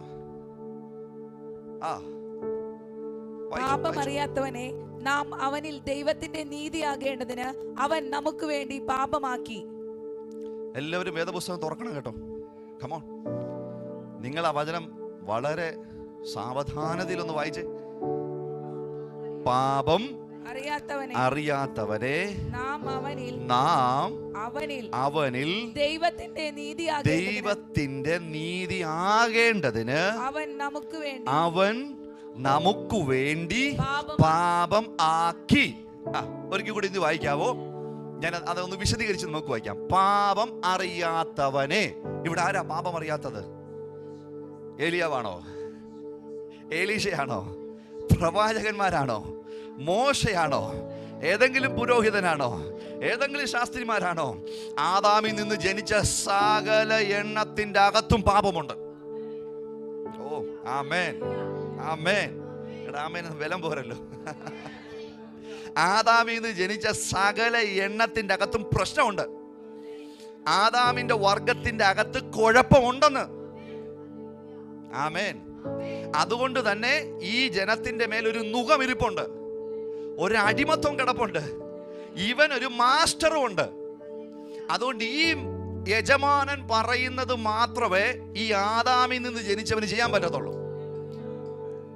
അങ്ങനെ ഇരിക്കുമ്പോഴാണ് ദൈവം പാപമില്ലാത്തൊരുത്തനെ ഭൂമിയിലേക്ക് പ്രവേശിപ്പിക്കുന്നത്. ഹല്ലേലൂയ. ഇനി ഈ വചനം ഞാൻ പറഞ്ഞ കോണ്ടെക്സ്റ്റിൽ ഒന്ന് വായിച്ചേ. പാപം അറിയാത്തവനെ. അപ്പൊ ആരാ പാപം അറിയാത്തത്? ക്രിസ്തു, ദൈവത്തിന്റെ പുത്രനായ ക്രിസ്തു. He doesn't know the sin. Hallelujah. അവൻ എന്തറിയില്ല? പാപം എന്താണെന്ന് അറിയില്ല. ഇവിടെ മറ്റൊരു കൂട്ടം ജനസമൂഹം കിടപ്പുണ്ട്. അവർക്ക് എന്തേ അറിയുള്ളൂ? പാപം മാത്രമേ അറിയുള്ളൂ. ഓ പിടിച്ചു പിടിച്ചു. ഇവിടെ ആദാമിൽ നിന്ന് ജനിച്ചവർക്ക് പാപം മാത്രമേ അറിയുള്ളൂ. കൊല്ലാനും തിന്നാനും മത്സരിക്കാനും വേലി പൊളിക്കാനും വ്യഭിചരിക്കാനും മോഷ്ടിക്കാനും മാത്രമേ അറിയുള്ളൂ. അപ്പോഴാണ് അവരുടെ നടുവിൽ ഇതൊന്നും അറിയാത്ത ഒരുത്തൻ വരുന്നത്, അല്ലെങ്കിൽ ദൈവം കൊണ്ടുവരുന്നത്. എന്നിട്ട് പിതാവായ ദൈവം പാപമറിയാത്ത യേശു എന്ന പുത്രനെ, ഇനി നിങ്ങൾ ശ്രദ്ധിച്ച് കേട്ടോ കേട്ടോ, പുത്രനെ നാം. ഈ നാം ആരാ? പൗലോസ് അപ്പോസ്തലൻ ഇവിടെ പറയുന്ന ഈ നാം ആരാ? നമ്മൾ ഓരോരുത്തരും. അതിനകത്ത് അനീഷ് ഉണ്ട്, അതിനകത്ത് ജിസൻ ഉണ്ട്, അതിനകത്ത് ജോയ് ഉണ്ട്, അതിനകത്ത് ഇതിനകത്തിരിക്കുന്ന എല്ലാവരും ഉണ്ട്. അപ്പൊ പാപമറിയാത്ത ഒരുവൻ ഇവിടെ നിൽക്കുന്നു, പാപമറിയാത്ത തേജസ്സുള്ള ഒരുവൻ ഇവിടെ നിൽക്കുന്നു, നീതി ധരിച്ചവൻ ഇവിടെ നിൽക്കുന്നു, പാപവുമായിട്ടൊരു ബന്ധവുമില്ലാത്ത അതിവിശുദ്ധനായ ഒരു മനുഷ്യൻ ഇവിടെ നിൽക്കുന്നു. അവന് വേദപുസ്തകം വിളിക്കുന്ന പേര് രണ്ടാമത്തെ ആദാം എന്ന. രണ്ടാമത്തെ ആദാമായ ക്രിസ്തു ഇവിടെ നിൽക്കുന്നു. ഇപ്പുറത്ത് ഒന്നാമത്തെ ആദാം തന്നെ നിൽക്കുകയാണ്. ഇവന്റെ അകത്ത് നിന്ന് ജനിച്ച സകലർക്കും എന്തറിയാം? പാപം അറിയാം. ഇതിനകത്ത് ജനിച്ച സകലരുടെ മേലും എന്ത് കിടക്കുന്നു? അനീതി കിടക്കുകയാണ്. ഈ ജനിക്കപ്പെട്ട ഒന്നാമത്തെ ആദാമിലൂടെയുള്ള സകലരുടെ മേലും ആരുടെ മുഖമിരിപ്പുണ്ട്? പിശാചിന്റെ മുഖമിരിപ്പുണ്ട്. ഇവരെല്ലാവരും ഇരുട്ടിന്റെ അധികാരത്തിന്റെ കീഴിലെ അടിമകളാണ്, ദാസന്മാരാണ്. ഓ ആമേൻ, ആമേൻ, ആമേൻ, ആമേൻ, ആമേൻ, ആമേൻ. ഞാൻ നിങ്ങളെക്കുറിച്ചും ഇപ്പോൾ ഇവിടെയുള്ള പലരെ കുറിച്ചും നമുക്ക് ചുറ്റും ജീവിച്ചുകൊണ്ടിരിക്കുന്ന പലരെയും കുറിച്ചാണ് പറയുന്നത്. ഒന്നാമത്തെ ആദാമിൽ നമ്മൾ ഇന്നും തുടരുകയാണെങ്കിൽ, ഈ സത്യം അറിയാതെ ഒന്നാമത്തെ ആദാമിൽ തുടരുന്ന സകലരുടെ മേലും ആ ശാപം ഇന്നുമുണ്ട്. എന്നാൽ ഇവിടെ ഒരു രണ്ടാമത്തെ ആദാമായ പുത്രൻ നിൽപ്പുണ്ട്. ഹല്ലേലൂയ. ദൈവത്തിന്റെ കോടതി മുറിക്കകത്ത് പിതാവായ ദൈവം നീതിമാന്റെ കോട്ട് ധരിച്ച്, അവൻ അതിവിശുദ്ധനാണ്, അവൻ അതിപരിശുദ്ധനാണ്. അവന് പാപങ്ങളെ മാത്രമല്ല, ഒരു പാപത്തെ പോലും കോംപ്രമൈസ് ചെയ്യാൻ പറ്റില്ല. ഓ ഹല്ലേലൂയ. നമ്മുടെ പിതാവായ ദൈവത്തിന് പാപങ്ങളുടെ ലിസ്റ്റ് അല്ല, ഒരൊറ്റ പാപത്തെ പോലും കോംപ്രമൈസ് ചെയ്യാൻ പറ്റില്ല. ആദാം പാപങ്ങളുടെ ലിസ്റ്റ് ചെയ്തവനല്ല, ആദാം ഒരൊറ്റ പാപമേ ചെയ്തുള്ളൂ. ഓ ബുദ്ധി തുറക്കട്ടെ, ബുദ്ധി തുറക്കട്ടെ. എന്നാൽ സോദോം ഗോമോറയുടെ പാപം നീണ്ട ലിസ്റ്റാണ്, അനീഷിന്റെ പാപം നീണ്ട ലിസ്റ്റാണ്. നമ്മുടെ ഓരോരുത്തരുടെയും പാപം ബുക്കുകളും ഡയറികളും പോലെ വലുതാണ്. പക്ഷെ ആദാമിൻ്റെത് ഒരൊറ്റ സെന്റൻസ് മാത്രമേ ഉണ്ടായിരുന്നുള്ളൂ. എന്നിട്ടും അവനെ ഏദനിൽ നിന്ന് അവൻ പുറത്താക്കിയെങ്കിൽ, എന്നിട്ടും അവനെ നിത്യജീവനിൽ നിന്ന് അവൻ അകറ്റിക്കളഞ്ഞെങ്കിൽ, അവൻ അത്രമാത്രം വിശുദ്ധനാണ്. ആര്? പിതാവായ ദൈവം. He cannot handle or compromise even to a single sin. ചെറുതൊന്നിനെ പോലും അവന് സഹിക്കാൻ പറ്റത്തില്ല. എൻ്റെ കുഞ്ഞ് ചെറിയൊരു നുണ പറഞ്ഞാൽ ഒരു പക്ഷേ ഞാൻ അഡ്ജസ്റ്റ് ചെയ്തേക്കാം. അവൻ എൻ്റെ കൊച്ചനല്ലേ, എൻ്റെ മകളല്ലേ, പോട്ടെ. പക്ഷേ he can't. എന്തുകൊണ്ട്? അവൻ അതിപരിശുദ്ധനാണ്. അവന്റെ വസ്ത്രത്തിൽ അനീതിയുടെയോ പാപത്തിൻ്റെയോ ഒരു ചെളിയോ കറയോ ഇന്ന് വരെ പുരണ്ടിട്ടില്ല, ഇനി പുരളുകയുമില്ല. അതുകൊണ്ടാണ് ദൂതന്മാർ രാപ്പകലില്ലാതെ അവന്റെ മുഖത്ത് നോക്കിയിട്ട് പറയുന്ന പദത്തിന് ഇന്നും മാറ്റമില്ല. Holy holy, the supremacy of holiness. വിശുദ്ധിയുടെ പാരമ്യതയിലാണ് പിതാവായ ദൈവം വസിക്കുന്നത്. ആ വിശുദ്ധി ഈ ദൈവത്തോട് പറയുന്നു, നിന്നെ പോലെ വിധിക്കാൻ ഇനി വേറെ ആർക്കും അവകാശമില്ല. അനീതിയുള്ള ഈ ജനത്തെ വിധി നടപ്പിലാക്കാൻ വിശുദ്ധനായ നിനക്ക് മാത്രമേ പറ്റുകയുള്ളൂ. അങ്ങനെ പിതാവായ ദൈവം ഈ ജഡ്ജിമാർ കോർട്ടിലേക്ക് വരുന്നതിന് മുമ്പ് അവർ നമ്മെ പോലെ വസ്ത്രം ധരിക്കും. എന്നാൽ നീതിപീഠത്തിലേക്ക് കയറുന്നതിന് മുമ്പ് അവർ നീതിയുടെ മറ്റൊരു വസ്ത്രം എടുത്ത് മുകളിലേക്ക് ധരിക്കും. ആ വസ്ത്രം ധരിച്ചു കഴിഞ്ഞാൽ അവൻ ജഡ്ജാ. Right right. ആ വസ്ത്രം ഊരി ആ സിംഹാസനത്തിൽ വെച്ചിട്ടാണ് അവൻ സാധാരണ മനുഷ്യനെ പോലെ താഴോട്ടിറങ്ങുന്നത്. എന്നാൽ കോടതിയിലേക്ക് വരുമ്പോൾ വന്ന് കയറി ഉടനെ ഈ കോട്ട് എടുത്തങ്ങിടും. കോട്ട് ഇട്ട് കഴിഞ്ഞാൽ പിന്നെ അവൻ ജഡ്ജാണ്. അവൻ പറയുന്നതാണ് നിയമം, അവൻ വിധിക്കുന്നതാണ് വിധി. ഇങ്ങനെ പിതാവായ ദൈവം ദൈവത്തിന്റെ സിംഹാസനത്തിനകത്തേട്ട് നീതിമാന്റെ ന്യായാധിപന്റെ കോട്ടും എടുത്തിട്ട് നിന്നപ്പോൾ ഒരു സൈഡിൽ ഒന്നാമത്തെ ആദാം, മറു സൈഡിൽ രണ്ടാമത്തെ ആദാം. സൂക്ഷിച്ചു നോക്കിയപ്പോ ഒന്നാമത്തെ ആദാമിന്റെ ലിസ്റ്റിന്റെ താഴെ എണ്ണമില്ലാത്ത പേരുകൾ. ആദാം, ആബേൽ, കയീൻ, നോഹ, തലമുറ പലതിങ്ങനെ കിടക്കുകയാണ്. അവൻ നോക്കിയിട്ട് ഒരൊറ്റ എണ്ണം മരുന്നിനെടുക്കാനില്ല. ഉണ്ടായിരുന്നോ? ഉണ്ടായിരുന്നോ? നിങ്ങൾ പറ, ഉണ്ടായിരുന്നോ? പാപം ചെയ്യാത്ത, മരണത്തിന് കീഴ്പ്പെടാത്ത, പിശാചിന്റെ അടിമയായി പോകാത്ത ഒരൊറ്റ എണ്ണം ഒന്നാമത്തെ ആദാമിന്റെ പട്ടികയിലില്ല, ഗണത്തിലില്ല. ദൈവത്തിന്റെ നീതി, അവന്റെ നിയമപുസ്തകം, അവന്റെ വിശുദ്ധി പിതാവായ ദൈവത്തിനോട് പറഞ്ഞു, അവനെ നിത്യമായി നശിപ്പിച്ചു കളഞ്ഞേര്.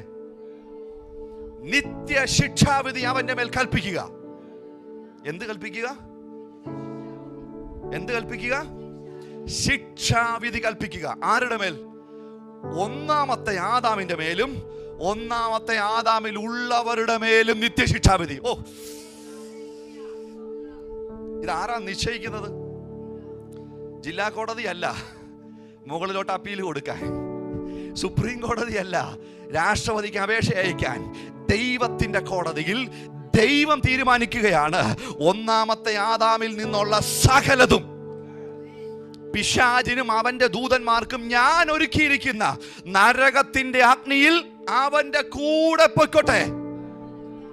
നിത്യമായി എന്നിൽ നിന്നും, എന്റെ അവകാശങ്ങളിൽ നിന്നും, എന്റെ ജീവനിൽ നിന്നും അവർ സെപ്പറേറ്റഡ് ആയി പൊയ്ക്കോട്ടെ. അതാണ് ഞാൻ അവർക്ക് വിധിക്കുന്ന നിത്യശിക്ഷാവിധി. Eternal death. എന്റെ കൂടെ ഒന്ന് പറഞ്ഞേ, നിത്യമരണം. ശബ്ദമുയർത്തി പറ, നിത്യ മരണം. നിത്യമരണം എന്നത് കൊണ്ട് അതൊക്കെ വിശദീകരിക്കാൻ ഇപ്പൊ സമയം മുന്നോട്ട് വരുന്നത് ഒരൊറ്റ വാക്കിൽ നിങ്ങളുടെ കൺഫ്യൂഷൻ ഇല്ലാതിരിക്കാൻ വേണ്ടി ഒന്ന് പറഞ്ഞേക്കാം. ഈ നിത്യമരണത്തിനകത്തും ഇവർ ജീവിക്കുകയാണ്.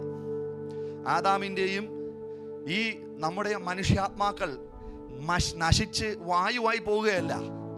നാം പിശാചിന്റെ കൂടെ, പിശാചിന്റെ ആത്മാവിന്റെ കൂടെ നരകത്തിൽ ദൈവജീവനില്ലാതെ, ദൈവ സാന്നിധ്യമില്ലാതെ ജീവിക്കുകയാണ്. ഇതിന്റെ പേര് നിത്യമരണം. ഹല്ലേലൂയ. നിത്യമായി ദൈവത്തിൽ നിന്ന് അകലുക, നിത്യമായി ദൈവ സാന്നിധ്യത്തിൽ നിന്ന് അകലുക, നിത്യമായി ദൈവജീവനിൽ നിന്ന് അകലുക. സകല ഇരുട്ടിന്റെയും തിന്മയുടെയും കൂടെ ഒരു എണ്ണമില്ലാത്ത നൂറ്റാണ്ടുകൾ താമസിച്ച് തീർക്കുക എന്നുള്ള വിധി ദൈവം എഴുതി ഒപ്പിട്ട് സീൽ ചെയ്തു.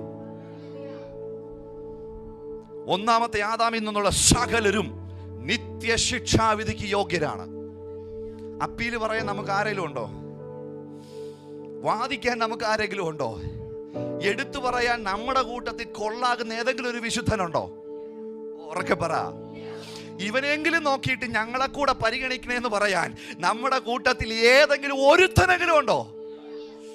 ഒന്നാം ആദാമിന്റെ മേൽ നോക്കിയപ്പോ സകലരും കൊള്ളരുതാത്തവരായി, ഒരുപോലെ തേജസ്സില്ലാത്തവരായി നിത്യ ശിക്ഷാവിധിക്ക് യോഗ്യരായി ദൈവത്തിന്റെ കോടതി വിധി പ്രഖ്യാപിച്ചു. എന്നിട്ട് അവൻ ഇപ്പുറത്തേക്ക് നോക്കിയപ്പോ രണ്ടാമത്തെ ആദാം നിൽക്കുകയാണ്. അവനെ കുറിച്ച് പറയാൻ എനിക്ക് വയ്യ. ഈ നീതിമാനായ വിശുദ്ധനായ പിതാവായ ദൈവം കയ്യിലിരിക്കുന്ന ലെൻസ് വെച്ച് പുത്രനെ നോക്കി. അണുവിട പോലും കാണാനില്ല. അശുദ്ധിയുടെ അണുവിട അവന്റെ അകത്തില്ല. അനുസരണക്കേടിന്റെ ഒരു ചിന്ത പോലുമില്ല. ചിന്തിച്ചാലല്ലേ പ്രവൃത്തിയുള്ളൂ. ഇത് ചിന്ത പോലുമില്ല. അവന്റെ ഇമോഷൻസിലേക്ക് നോക്കി, ക്ലീൻ ആണ്. അവന്റെ പ്രവൃത്തി നോക്കി, പെർഫെക്റ്റ് ആണ്. അവന്റെ നടപ്പ് നോക്കി, മിസ്റ്റർ ക്ലീൻ ആണ്. അവന്റെ ഇന്നലകളിലും ഇന്നുകിലുമുള്ള സകലതും ദൈവം പരിശോധിച്ചു. ദ പെർഫെക്റ്റ് പേഴ്സൺ, പൂർണ്ണനായ മനുഷ്യൻ, വിശുദ്ധൻ, നീതിമാൻ, നിർദോഷൻ, പാപമില്ലാത്തവൻ, പാപം വിട്ടകലുന്നവൻ, ഏറ്റവും പൂർണ്ണതയുള്ള സ്വന്തം പുത്രൻ. ഇനിയാണ് ക്ലൈമാക്സ്. നിങ്ങളിപ്പോൾ കണ്ടുകൊണ്ടിരിക്കുന്നത് ഇന്റർവെൽ. ഇനി ക്ലൈമാക്സ് സംഭവിക്കാൻ പോവുകയാണ്. പിതാവായ ദൈവം ഒരൊറ്റ ചോദ്യം: രണ്ടാമത്തെ ആദാമായ പുത്രനെ, നീ ഇന്നുവരെ പാപം ചെയ്തിട്ടില്ല, നിന്റെ മേൽ ഒരശുദ്ധിയുമില്ല, നിന്നെ അവകാശം പറയാൻ ഒരു ശാപത്തിനും അവകാശമില്ല, നീ പൂർണ്ണതയുള്ളവനാണ്. പക്ഷെ നിത്യശിക്ഷാവിധിക്ക് യോഗ്യരായി ഇവിടെ ഒരാദാമ്യ വർഗം കിടപ്പുണ്ട്. Are you ready? അവന്റെ ശിക്ഷാവിധി നിനക്ക് തന്നാൽ അത് സഹിക്കാൻ നീ റെഡിയാണോ? ഞാൻ നിങ്ങളോടൊരു ചോദ്യം ചോദിക്കട്ടെ. ഒരമ്മയ്ക്ക് 2 ആൺമക്കൾ. ഒരു സാങ്കല്പിക കഥ. ഒരു കുടുംബത്തിൽ ജനിച്ചു വളർത്തപ്പെട്ട 2 ആൺമക്കൾ. മൂത്തവൻ വളരെ ഡീസന്റ് ആണ്, ഒരു കുഴപ്പത്തിനും പോകുന്നില്ല, കള്ളു കുടിക്കില്ല, പുകവലിക്കില്ല, ഒരു കൂട്ടുകെട്ടുമില്ല, മാന്യമായി ജോലി ചെയ്യുന്നു, നല്ല ശമ്പളം വാങ്ങിക്കുന്നു, നാട്ടിലും വീട്ടിലും നല്ലവൻ എന്ന് പേരുള്ളവൻ. ഇളവൻ അങ്ങനല്ല. അവൻ സകല അനീതിക്കും ചെയ്യുന്നവൻ.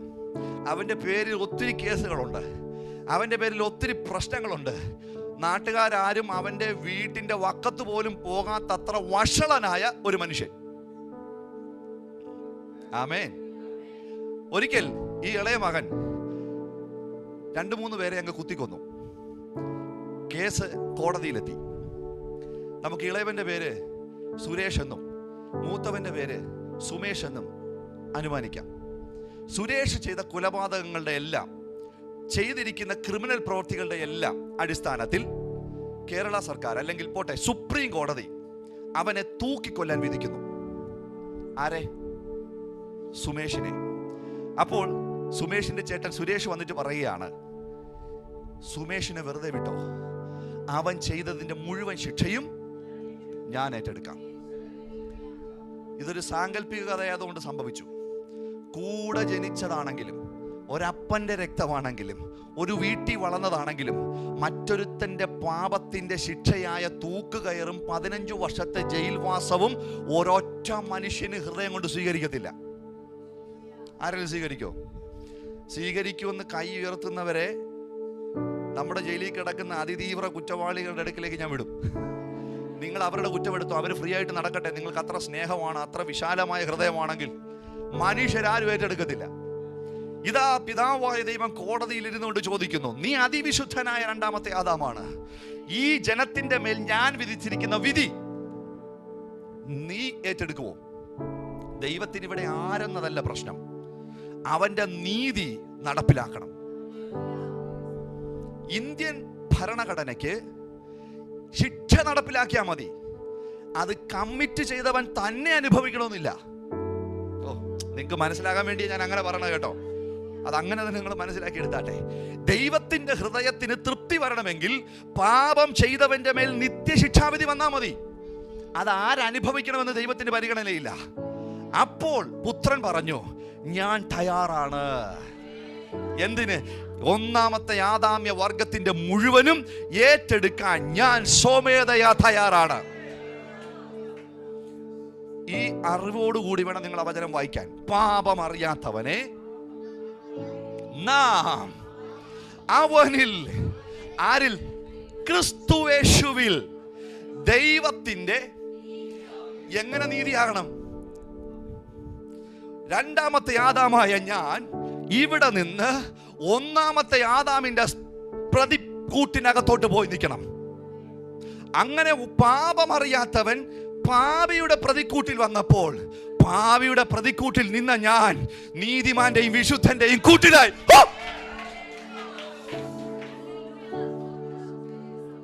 വെച്ചു മാറുകയായിരുന്നു. എനിക്ക് വേണ്ടി അവൻ അവനെ തന്നെ എനിക്ക് പകരമായി വെച്ചു തരികയായിരുന്നു.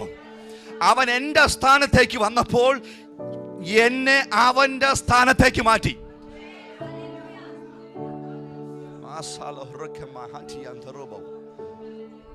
ഞാൻ എൻ്റെ കർത്താവിനെ കണ്ടുമുട്ടിയ സമയത്ത് ഞാൻ കർത്താവിനോട് ചോദിച്ചു, will you ever ask a permission to me?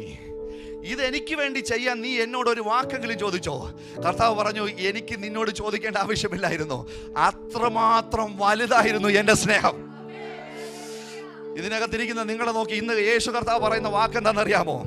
നിന്റെ അനുവാദം ചോദിച്ചിട്ടല്ല, നിന്റെ പെർമിഷൻ ചോദിച്ചിട്ടല്ല, നിന്റെ അപ്പനും ഇല്ല, നിന്റെ മുതുമുത്തശ്ശനും ഇല്ല, ഒരുപക്ഷെ കേരളം പോലും ഇല്ലാത്തൊരു നാട്ടിൽ ആ നാളിൽ നിനക്ക് വേണ്ടി ഞാൻ നീ അനുഭവിക്കേണ്ടത് മുഴുവൻ കാൽവറി ക്രൂശിൽ എടുത്തവനാണ്. ഓ, കരമുയർത്തി യേശുവെ എന്നൊന്ന് വിളിക്കാൻ പറ്റുന്നില്ല എങ്കിൽ, അവന്റെ പേര് ഉച്ചത്തിൽ വിളിക്കാൻ നിങ്ങൾക്ക് പറ്റുന്നില്ല എങ്കിൽ, വാ യേശുവേ.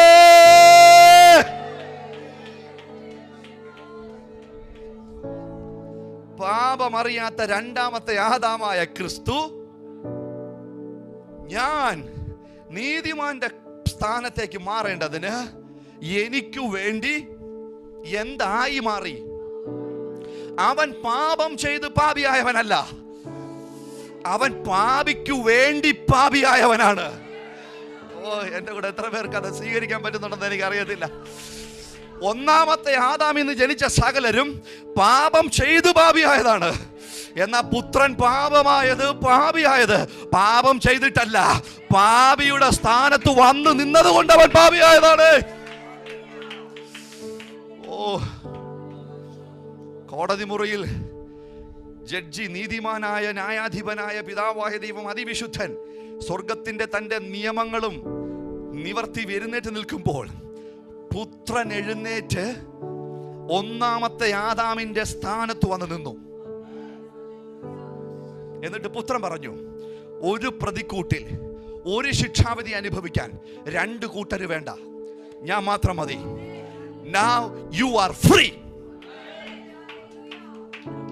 അവൻ അവിടെ നിന്ന് ഇറങ്ങി, നെഞ്ചു വിരിച്ചല്ല ഇപ്പുറത്ത് കയറുന്നത്.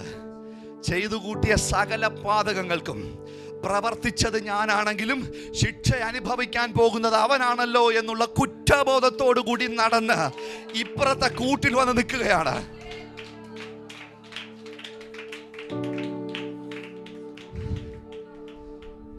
പിതാവായ ദൈവം അവന്റെ തൂലിക എടുത്തിട്ട് രണ്ട് പ്രധാനപ്പെട്ട തിരുത്തലുകൾ തന്റെ വിധിയിൽ നടപ്പിലാക്കി. ഒന്നാമത്തെ തിരുത്ത് എന്തായിരുന്നെന്നറിയാമോ? അനീഷിന്റെ പേര് ഒന്നാമത്തെ ആദാമിന്റെ നിത്യശിക്ഷാവിധിയുടെ ലിസ്റ്റിൽ നിന്ന് വെട്ടി. എന്നിട്ട് വിശുദ്ധന്മാരുടെയും നിത്യജീവന്റെ ഓഹരിക്കാരുടെയും പുത്രന്മാരുടെയും പുത്രിമാരുടെയും അവകാശികളുടെ ലിസ്റ്റിൽ എന്റെ പേര് എഴുതി ചേർത്തു.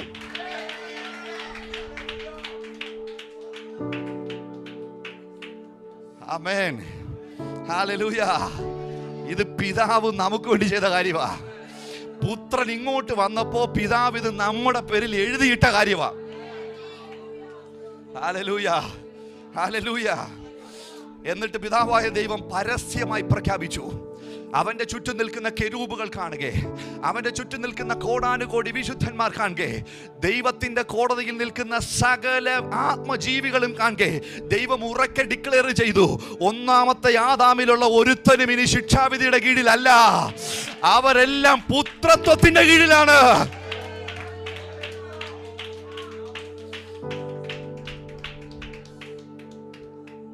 എൻ്റെ ഒരു ഭാവന പറയട്ടെ. എനിക്ക് തോന്നുന്നു കെരൂബുകൾക്കും സറാഫുകൾക്കും ഇത് മനസ്സിലാക്കി വരാൻ, ഇതൊന്ന് ദഹിക്കാൻ തന്നെ ഒരുപക്ഷെ മാസങ്ങളോ വർഷങ്ങളോ എടുത്തേക്കാം. ഇന്നലെ വരെ വീണ് നമസ്കരിച്ചിരുന്ന പുത്രൻ ശാപവും പാപവുമായി മാറിയിട്ട് ഇപ്പോൾ പുത്രന്റെ സ്ഥാനത്ത് പാപത്തിലും ശാപത്തിലും കിടന്നവരെ എടുത്താക്കിയ പിതാവിന്റെ വിധിയിൽ അതെങ്ങനെ മനസ്സിലാക്കി എടുത്തെന്ന് എനിക്ക് ഇപ്പോഴും പിടിയില്ല. ഓ ഹല്ലേലൂയ. ആരാധന സ്വീകരിച്ചുകൊണ്ടിരുന്നവൻ കൈവിടപ്പെട്ട് ശാപമായി മാറുകയും ശാപത്തിൽ കിടന്നവൻ ആരാധനയ്ക്ക് യോഗ്യനായ പുത്രന്റെ സ്ഥാനത്തേക്ക് വരികയും ചെയ്തത്.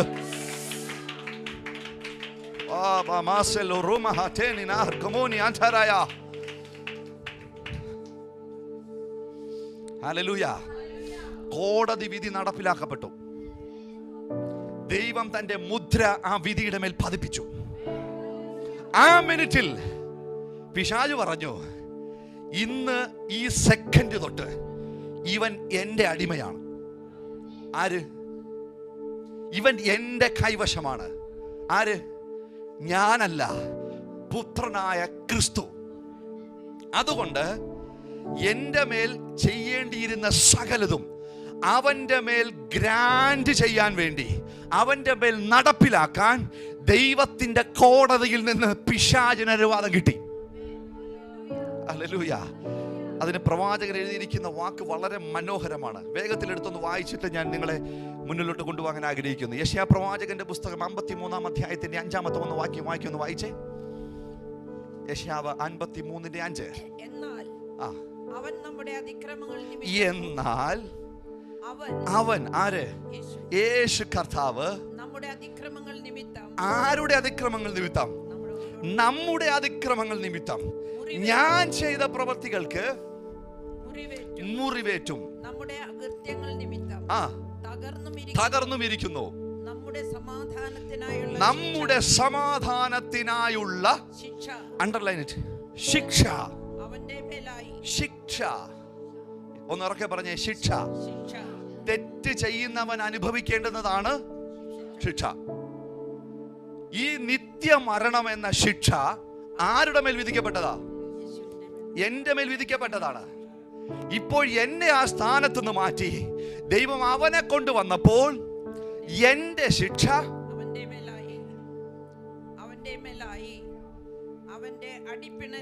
മതി. എന്റെ ശിക്ഷ, ഒന്ന് ഉറക്കെ പറഞ്ഞേ,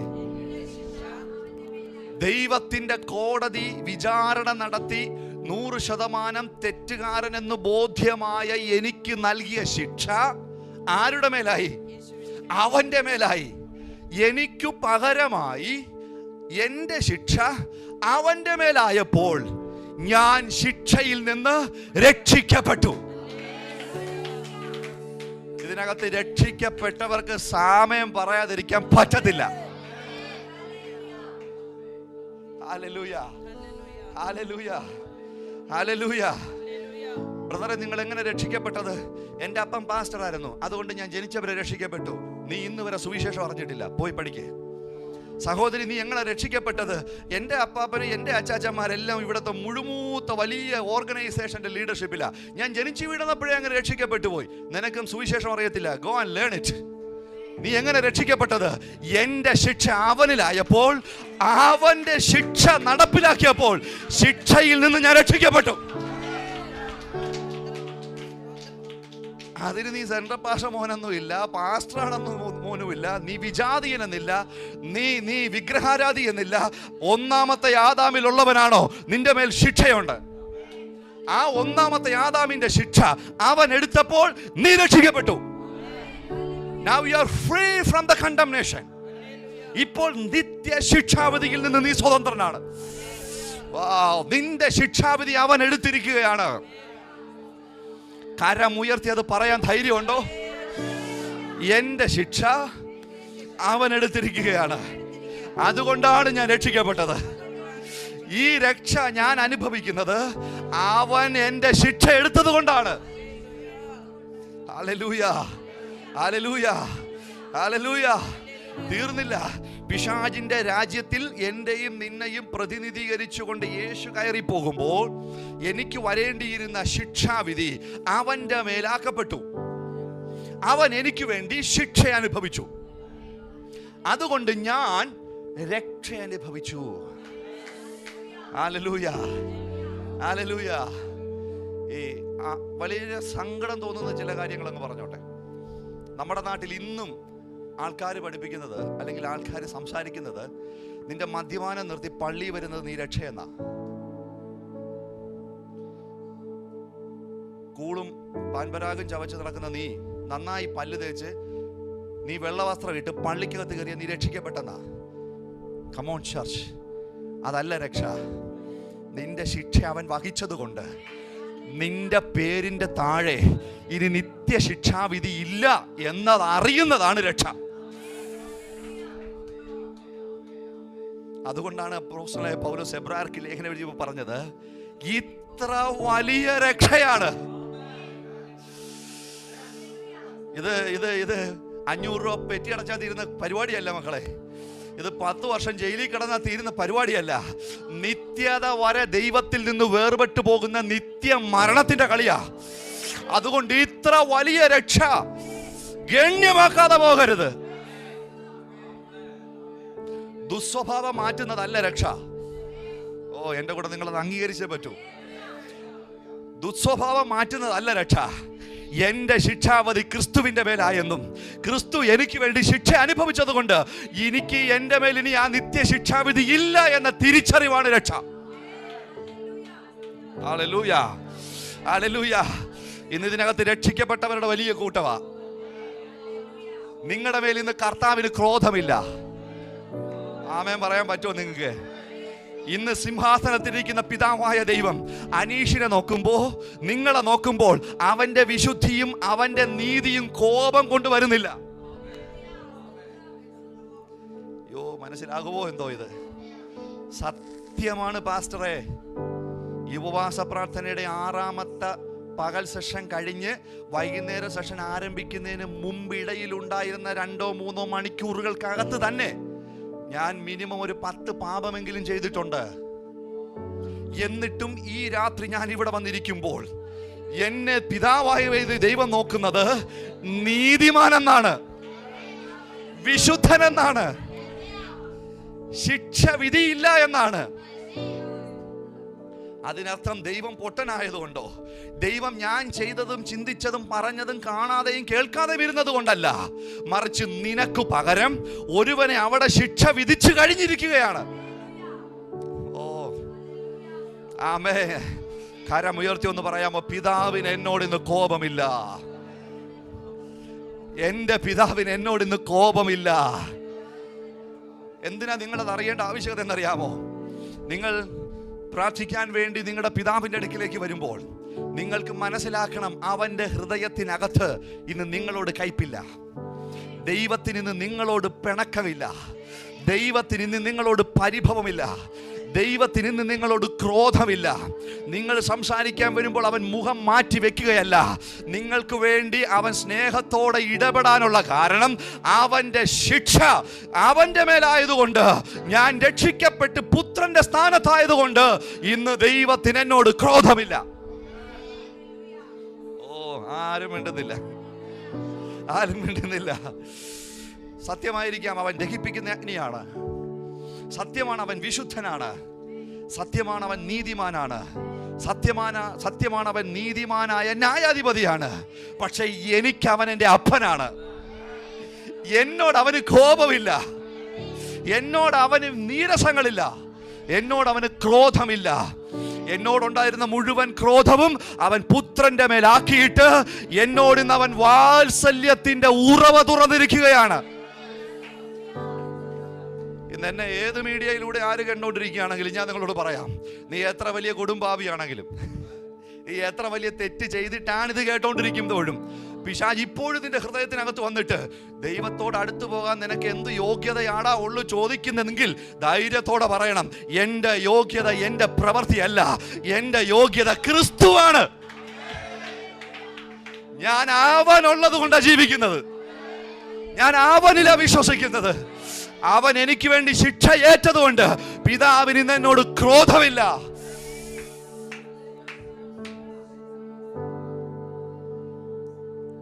ഒരു കഥ പറയട്ടെ. തേജസ്സുള്ള തേജോമയനായ ദൈവം ന്യായപെട്ടകത്തിന്റെ മുകളിൽ തന്റെ തേജസ് ഇറക്കി നിർത്തിക്കൊണ്ടിരിക്കുന്ന ഒരു കാലം. എന്താ? ദൈവം തന്റെ തേജസ് ഇറക്കി വെച്ചിരിക്കുന്ന ഒരു കാലം. ആ സമയത്ത് ഒരു യുദ്ധം ഉണ്ടാകുന്നു. ഈ പെട്ടകം മറ്റൊരു രാജ്യത്തിലേക്ക് പിടിക്കപ്പെട്ടുകൊണ്ട് പോകുന്നു. പിന്നീട് രാജ്യമൊക്കെ കിട്ടിയപ്പോൾ പെട്ടകം അവിടെ നിന്ന് കൊണ്ടുവരുവാൻ അന്നത്തെ രാജാവ് തീരുമാനിക്കുന്നു. രാജാവ് ചില ഭടന്മാരെ പെട്ടകം കൊണ്ടുവരാൻ വേണ്ടി അയക്കുന്നു. ഇപ്പോ പെട്ടകം എടുക്കാൻ ഇവർ പുറപ്പെട്ടു പോകുമ്പോൾ പെട്ടകത്തിന്റെ മുകളിൽ തേജസ്സൊന്നുമില്ല. എന്തില്ല? തേജസ്സില്ല. അതിനകത്ത് ആകെയുള്ളത് മണ്ണയിട്ട് വെച്ച പൊൻപാത്രവും അഹരോന്റെ തലത്ത വടിയും നിയമത്തിന്റെ കൽപ്പനകളും മാത്രമേ ഉള്ളൂ. മേഘസ്തംഭമോ അഗ്നിസ്തംഭമോ ഇപ്പൊ എവിടെ ഇല്ല, അതിന്റെ മുകളിലില്ല. പക്ഷെ അത് ഇറങ്ങി വസിച്ചിരുന്ന സ്ഥലമായിരുന്നു ഇവരെടുത്തുകൊണ്ട് വരാൻ പോകുന്നത്. വരുന്ന വഴിയിൽ കാളവണ്ടിയല്ലേ, ഒന്ന് ഇടറി ഒരുത്തൻ കയറി പിടിച്ചു. ക്ഷണത്തിൽ അവൻ ഭസ്മമായി പോയി. അവന്റെ പേര് ഉസ്സ എന്നാണ്. തേജസ്സില്ല, വെളിപ്പെട്ട മഹത്വമില്ല, ദൈവം നേരിട്ട് കൈകാര്യം ചെയ്യുന്ന കാര്യവുമല്ല. ഒരു നാളിൽ അവന്റെ തേജസ് ഇറങ്ങി വസിച്ചിരുന്ന ഒരു കസേര, അക്ഷരാർത്ഥത്തിൽ പറഞ്ഞ അവൻ വന്ന് കുറച്ചു നാൾ ഇരുന്നിട്ട് പോയ ഒരു കസേര പോലും അയോഗ്യനായ ഒരുവൻ തൊട്ടപ്പോൾ സ്പോട്ടിൽ അവൻ കത്തിപ്പോയെങ്കിൽ നിങ്ങൾക്ക് സന്തോഷിക്കാൻ ഒരു ദൂത് പറയാം. കേരളക്കരയിലെ പല പെന്തക്കോസ് സഭകൾ, നമ്മൾ ഉൾപ്പെടെ, കരിഞ്ഞു പോകാത്തത് പുത്രൻ നമുക്ക് വേണ്ടി നിൽക്കുന്നതുകൊണ്ട് മാത്രമാണ്.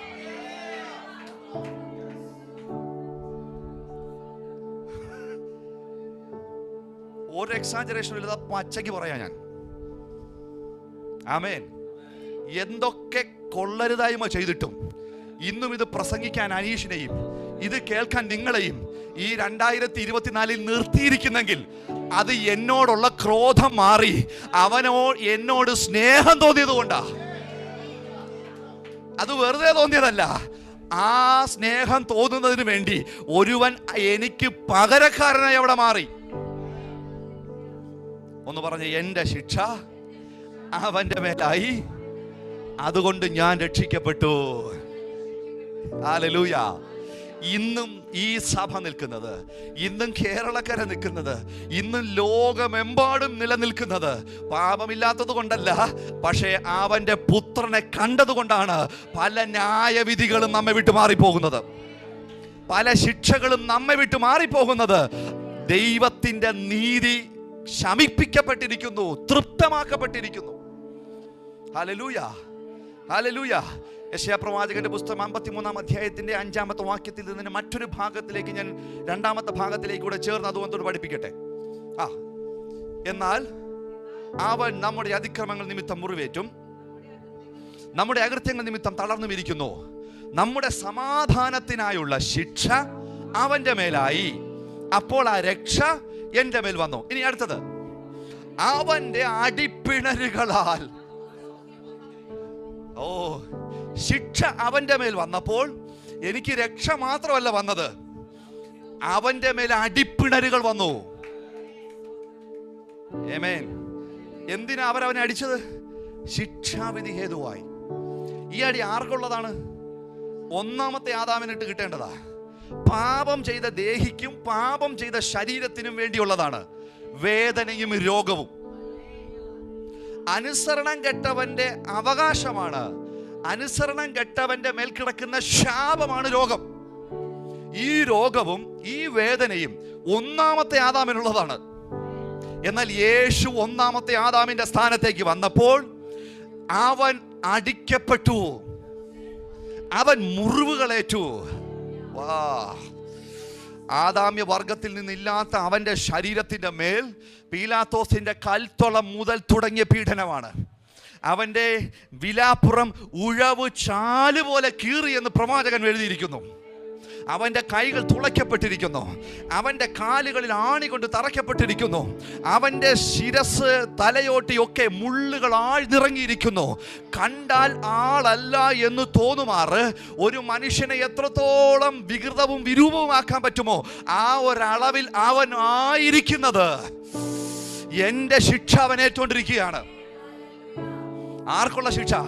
എൻ്റെ ശിക്ഷ അവൻ്റെ മേൽ വീണുകൊണ്ടിരിക്കുകയാണ്. അവൻ്റെ ഓരോ അടിപ്പിണരുകളും ഇവിടെ എൻ്റെ സൗഖ്യമായി മാറിക്കൊണ്ടിരിക്കുകയാണ്.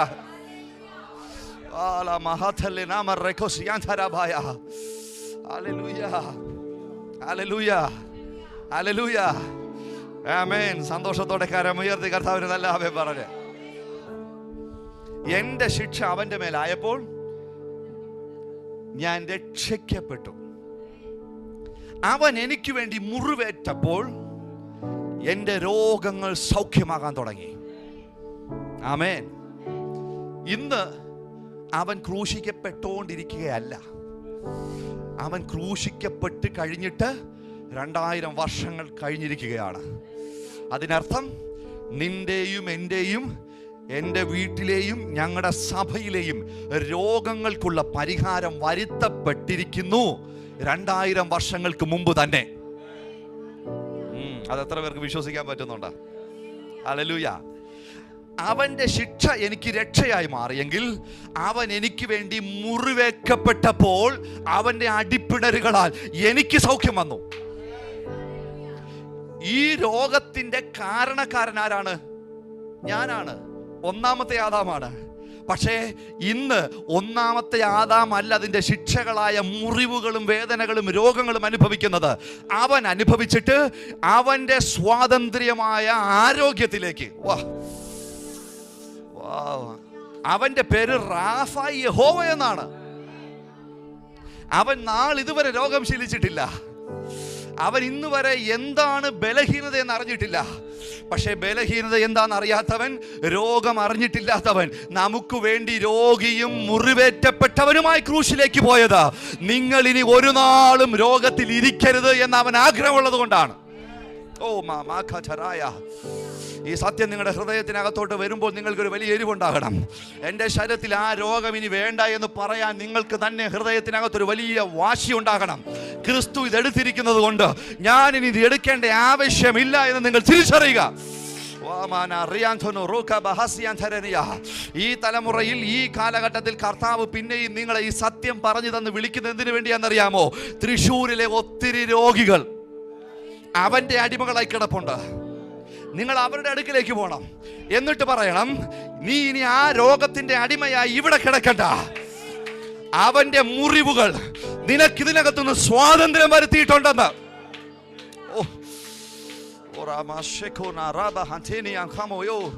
ഞാനിത് പറഞ്ഞുകൊണ്ടിരിക്കുമ്പോൾ തന്നെ ചില വീടുകൾക്കകത്ത് നിന്ന് മരുന്നുകളുടെ സ്വാധീനത്തെ കർത്താവ് ക്യാൻസൽ ചെയ്യുകയാണ്. എനിക്കറിയത്തില്ല അത് ആരോടുള്ള ദൂതാണത്. പക്ഷേ ഇപ്പോൾ തന്നെ ഇതിനകത്തിരുന്ന് ആമേൻ പറഞ്ഞോ. ആ മരുന്ന് കയറ്റി വെച്ചിരിക്കുന്ന ഷെൽഫ് കാലിയാകാൻ പോവുകയാണ് യേശുവിൻ നാമത്തിൽ.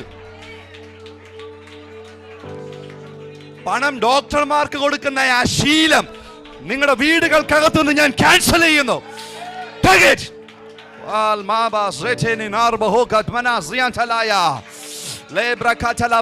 ഞാനിത് പറഞ്ഞുകൊണ്ടിരിക്കുമ്പോൾ തന്നെ കർത്താവ് എന്നെ കാണിക്കുന്നത് രോഗത്തിന്റെ ചില ചങ്ങലകൾ വീടുകൾക്കകത്തുനിന്ന് പൊട്ടുകയാണ്.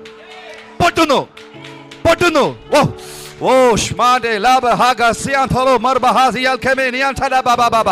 നിങ്ങളെ സൗഖ്യമാക്കാൻ വേണ്ടിയാണ് അവൻ മുറിവേറ്റതെങ്കിൽ അവന്റെ അടിപ്പിണരുകളുടെ സൗഖ്യത്തെ ഇപ്പോൾ യേശു റിലീസ് ചെയ്യുകയാണ്.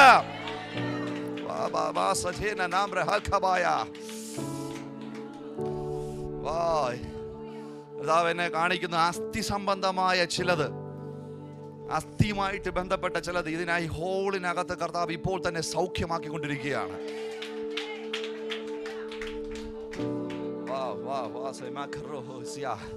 ഇല്ല, ഞാൻ കൃപാവരങ്ങളിലേക്ക് പോകുന്നില്ല. ഞാൻ വചനത്തിൽ തന്നെ നിൽക്കാൻ പോവാണ്.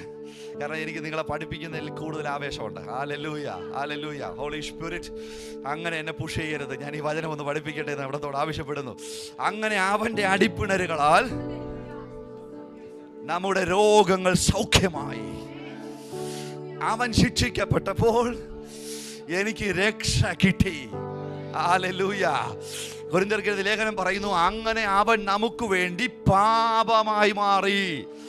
ആ വചനം കൂടെ ഒന്ന് കാണിച്ചേ വേഗത്തിൽ. 1 കൊരിന്ത്യർ 5:21. 1 കൊരിന്ത്യർ 5:21.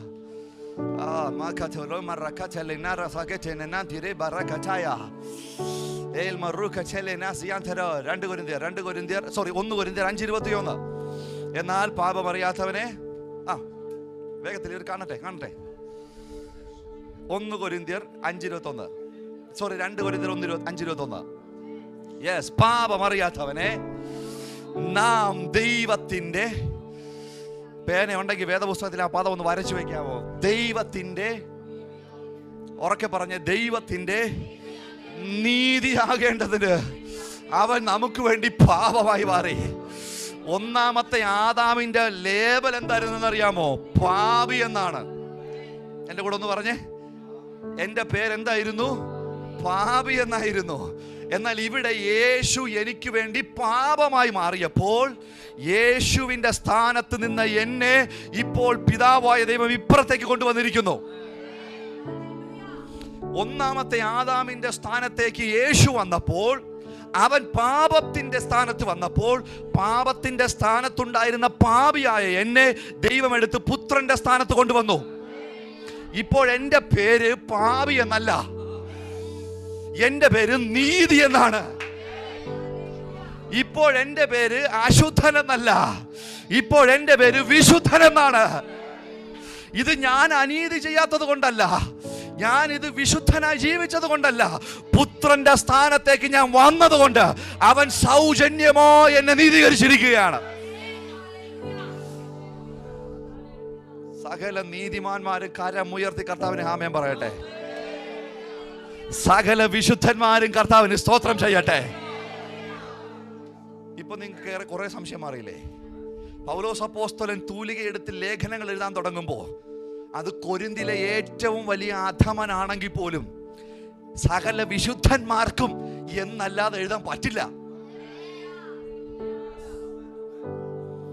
തെസലോനിക്കയിലെ വിശുദ്ധന്മാർക്ക് എന്നല്ലാതെ എഴുതാൻ പറ്റില്ല.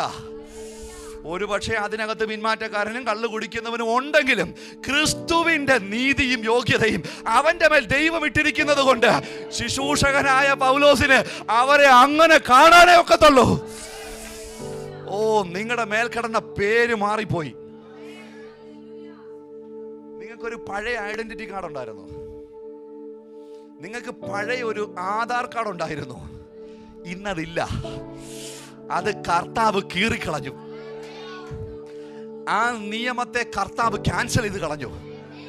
ആ ഐഡന്റിറ്റി കാർഡിനകത്ത് നിങ്ങളുടെ പേരെഴുതിയിരിക്കുന്നത് പാപിയായ അനീഷ് എന്നാണ്. നിങ്ങളുടെ പേരൊന്ന് ചേർത്ത് അത് പറഞ്ഞേ. എന്തായിട്ട്? പാപിയായ അനീഷായിട്ടും പാപിയായ ബിനീഷായിട്ടും പാപിയായിട്ട് സ്മിതയായിട്ടും ഒക്കെ ആ പഴയ ഐഡന്റിറ്റി കാർഡിൽ എഴുതിയിരിക്കുക.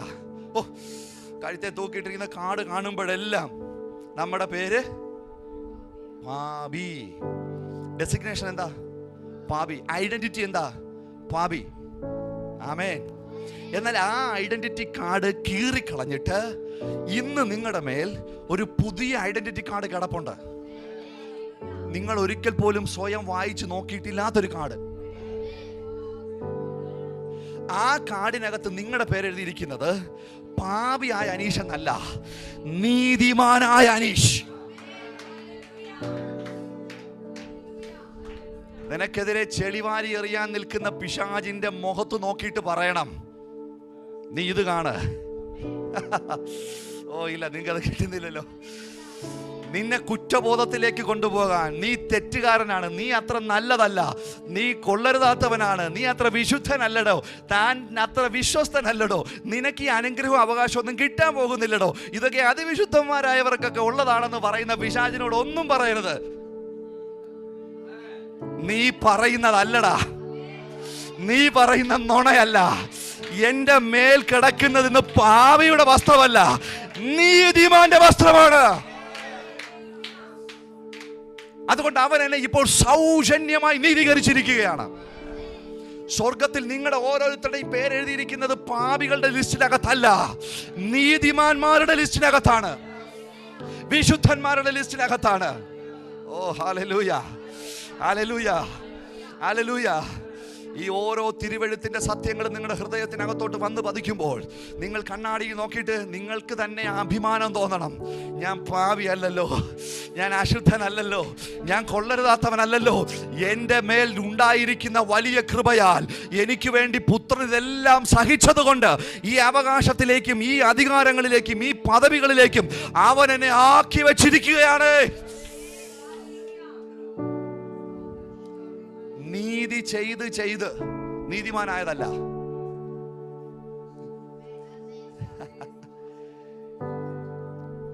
നന്നായി ജീവിച്ച് വിശുദ്ധൻ എന്ന പട്ടമോ ലേവലോ കിട്ടിയതല്ല. നന്നായിട്ട് ആമേൻ പറഞ്ഞു. ആമേൻ. നന്നായി 10 വർഷം ജീവിച്ചു വിശുദ്ധൻ എന്ന ലേബല് കിട്ടിയതല്ല. ജീവിതത്തിൽ വീഴ്ചയും താഴ്ചയും പിന്മാറ്റവും സംശയവും മത്സരവും പിണക്കവും ഇതെല്ലാം ഉണ്ടായിട്ടും അവൻ എഴുതി തന്ന ഐഡന്റിറ്റി കാർഡ് മാത്രം മാറിയിട്ടില്ല. Hallelujah, hallelujah. എന്താ മാറാത്തെന്നറിയാമോ? നമ്മുടെ സ്വഭാവം കണ്ടിട്ടല്ല അവൻ നമുക്ക് ഐഡന്റിറ്റി തരുന്നത്. അത് അവന്റെ നിയമപ്രകാരം ഇഷ്യൂ ചെയ്തതാണ്. ഹല്ലേലൂയ. അയ്യോ, ഞാനതൊക്കെ എങ്ങനെ നിങ്ങളെ പറഞ്ഞ് മനസ്സിലാക്കി തരുന്നേ? നിങ്ങൾ നല്ലവനായത് കൊണ്ടല്ല നിങ്ങൾക്ക് റേഷൻ കാർഡും ആധാർ കാർഡും കിട്ടിയത്. നിങ്ങൾ നല്ലവനായത് കൊണ്ടല്ല നിങ്ങൾക്ക് പാസ്പോർട്ട് കിട്ടിയത്. ഇത് ഇന്ത്യൻ പൗരനായതുകൊണ്ട് ആ രാജ്യത്തിന്റെ നിയമപ്രകാരം കിട്ടിപ്പോയതാ. ക്രിസ്തു നമുക്കുള്ള യോഗ്യതയായി മാറിയത് കൊണ്ട് ക്രിസ്തുവിലൂടെ സൗജന്യമായി കിട്ടിയതാണ്. Hallelujah, hallelujah. 1-2 വചനങ്ങൾ കൂടി ഞാൻ പെട്ടെന്ന് എടുത്ത് തന്നിട്ട് നമുക്ക് ഒരുമിച്ച് പ്രാർത്ഥിക്കണം ആവശ്യമുണ്ട്. 2 കൊരിന്ത്യർക്ക് എഴുതിയ ലേഖനം 8-ാം അധ്യായത്തിന്റെ 9-ാമത്തെ വാക്യം പെട്ടെന്ന് വായിച്ചോ. 2 കൊരിന്ത്യർ 8:9. നമ്മുടെ കർത്താവായ യേശു ക്രിസ്തു വരയ്ക്കുക സമ്പന്നനായിരുന്നിട്ടും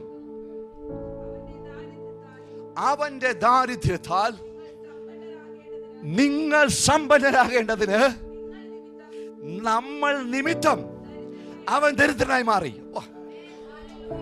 അപ്പൊ അവൻ ശിക്ഷ മാത്രമല്ല എടുത്തത്, അവൻ രോഗം മാത്രമല്ല എടുത്തത്, അവൻ നമ്മുടെ ദാരിദ്ര്യം കൂടി എടുത്തു. ഒന്നാമത്തെ ആദാമിന്റെ മേൽ പിശാച് വെച്ചോണ്ടിരുന്ന ദാരിദ്ര്യത്തിന്റെ ചങ്ങലയ്ക്കകത്ത് നിന്നും നിങ്ങളെയും നിങ്ങളുടെ കുടുംബത്തെയും കർത്താവ് വെട്ടിമാറ്റിയിട്ട് സമൃദ്ധിയുടെ പുതിയ പട്ടികയിലേക്ക് എഴുതിയിരിക്കുന്നു എന്ന് ഈ രാത്രി അറിയുക. ആമേൻ പറയുക. Hallelujah, hallelujah, hallelujah. അയ്യോ, ഇതിനൊക്കെ ചിലപ്പോൾ ഒരുപക്ഷെ നിങ്ങൾക്ക് അംഗീകരിക്കാൻ ബുദ്ധിമുട്ടുണ്ടായിരിക്കും. ഒരു കുഴപ്പമില്ല, നിങ്ങൾ അംഗീകരിച്ചില്ല എന്ന് കരുതി വചനമൊന്നും അങ്ങനെ മാറാനൊന്നും പോകുന്നില്ല.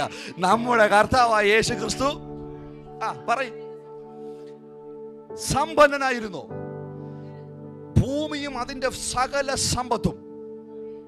ഒരു ഭൂമിയുടെ കാര്യമല്ലേ നമുക്കറിയത്തുള്ളൂ. ഗാലക്സികളുടെയും സൗരയൂഥങ്ങളുടെയും സമ്പത്ത് അവന്റെ അകത്താ. അതൊക്കെ അറിയണമെങ്കിൽ വെറുതെ ഫിലിപ്പിയ ലേഖനവും എഫേസ്യ ലേഖനവും ഒന്ന് വായിച്ചാൽ മതി. സൃഷ്ടിക്കപ്പെട്ടത് സകലതും അവൻ മുഖാന്തരവും അവനായിട്ടും സൃഷ്ടിക്കപ്പെട്ടിരിക്കുന്നു. Every created things. അത് സൂര്യനുണ്ട്, ചന്ദ്രനുണ്ട്, സൗരയൂഥങ്ങളുണ്ട്, ഗാലക്സികളുണ്ട്, ഭൂമിക്കകത്ത് മറഞ്ഞു കിടക്കുന്ന വജ്രങ്ങളും ഖനികളും സ്വർണങ്ങളും ഉൾപ്പെടുന്ന സകല സമ്പത്തും, സൃഷ്ടിക്കപ്പെട്ട സകലതും യേശുവിൻ്റെതായിരുന്നു. അവൻ സമ്പന്നനായിരുന്നിട്ടും ഇപ്പോൾ അവൻ രണ്ടാമത്തെ ആദാമായി നിന്നുകൊണ്ട് ഒന്നാമത്തെ ആദാമിന്റെ പ്രതിക്കൂട്ടിലേക്ക് കയറിയപ്പോൾ ഇന്ന് അവന്റെ മേൽ സമ്പന്നൻ എന്ന പേരില്ല. കാരണം അവൻ വന്നു കയറിയിരിക്കുന്നത് ദരിദ്രന്റെ ദാരിദ്ര്യം എടുക്കാനാണ്. ഇത്രയും സമ്പന്നനായിരുന്നവൻ നാണം മറയ്ക്കാൻ ഒരു ചെറിയ തുണി മാത്രമുള്ളവനായി ക്രൂശിൽ തൂങ്ങി എനിക്ക് വേണ്ടി ദരിദ്രനായി മാറിയത് അവൻ എന്നെ സമ്പന്നനാക്കാനാണ്.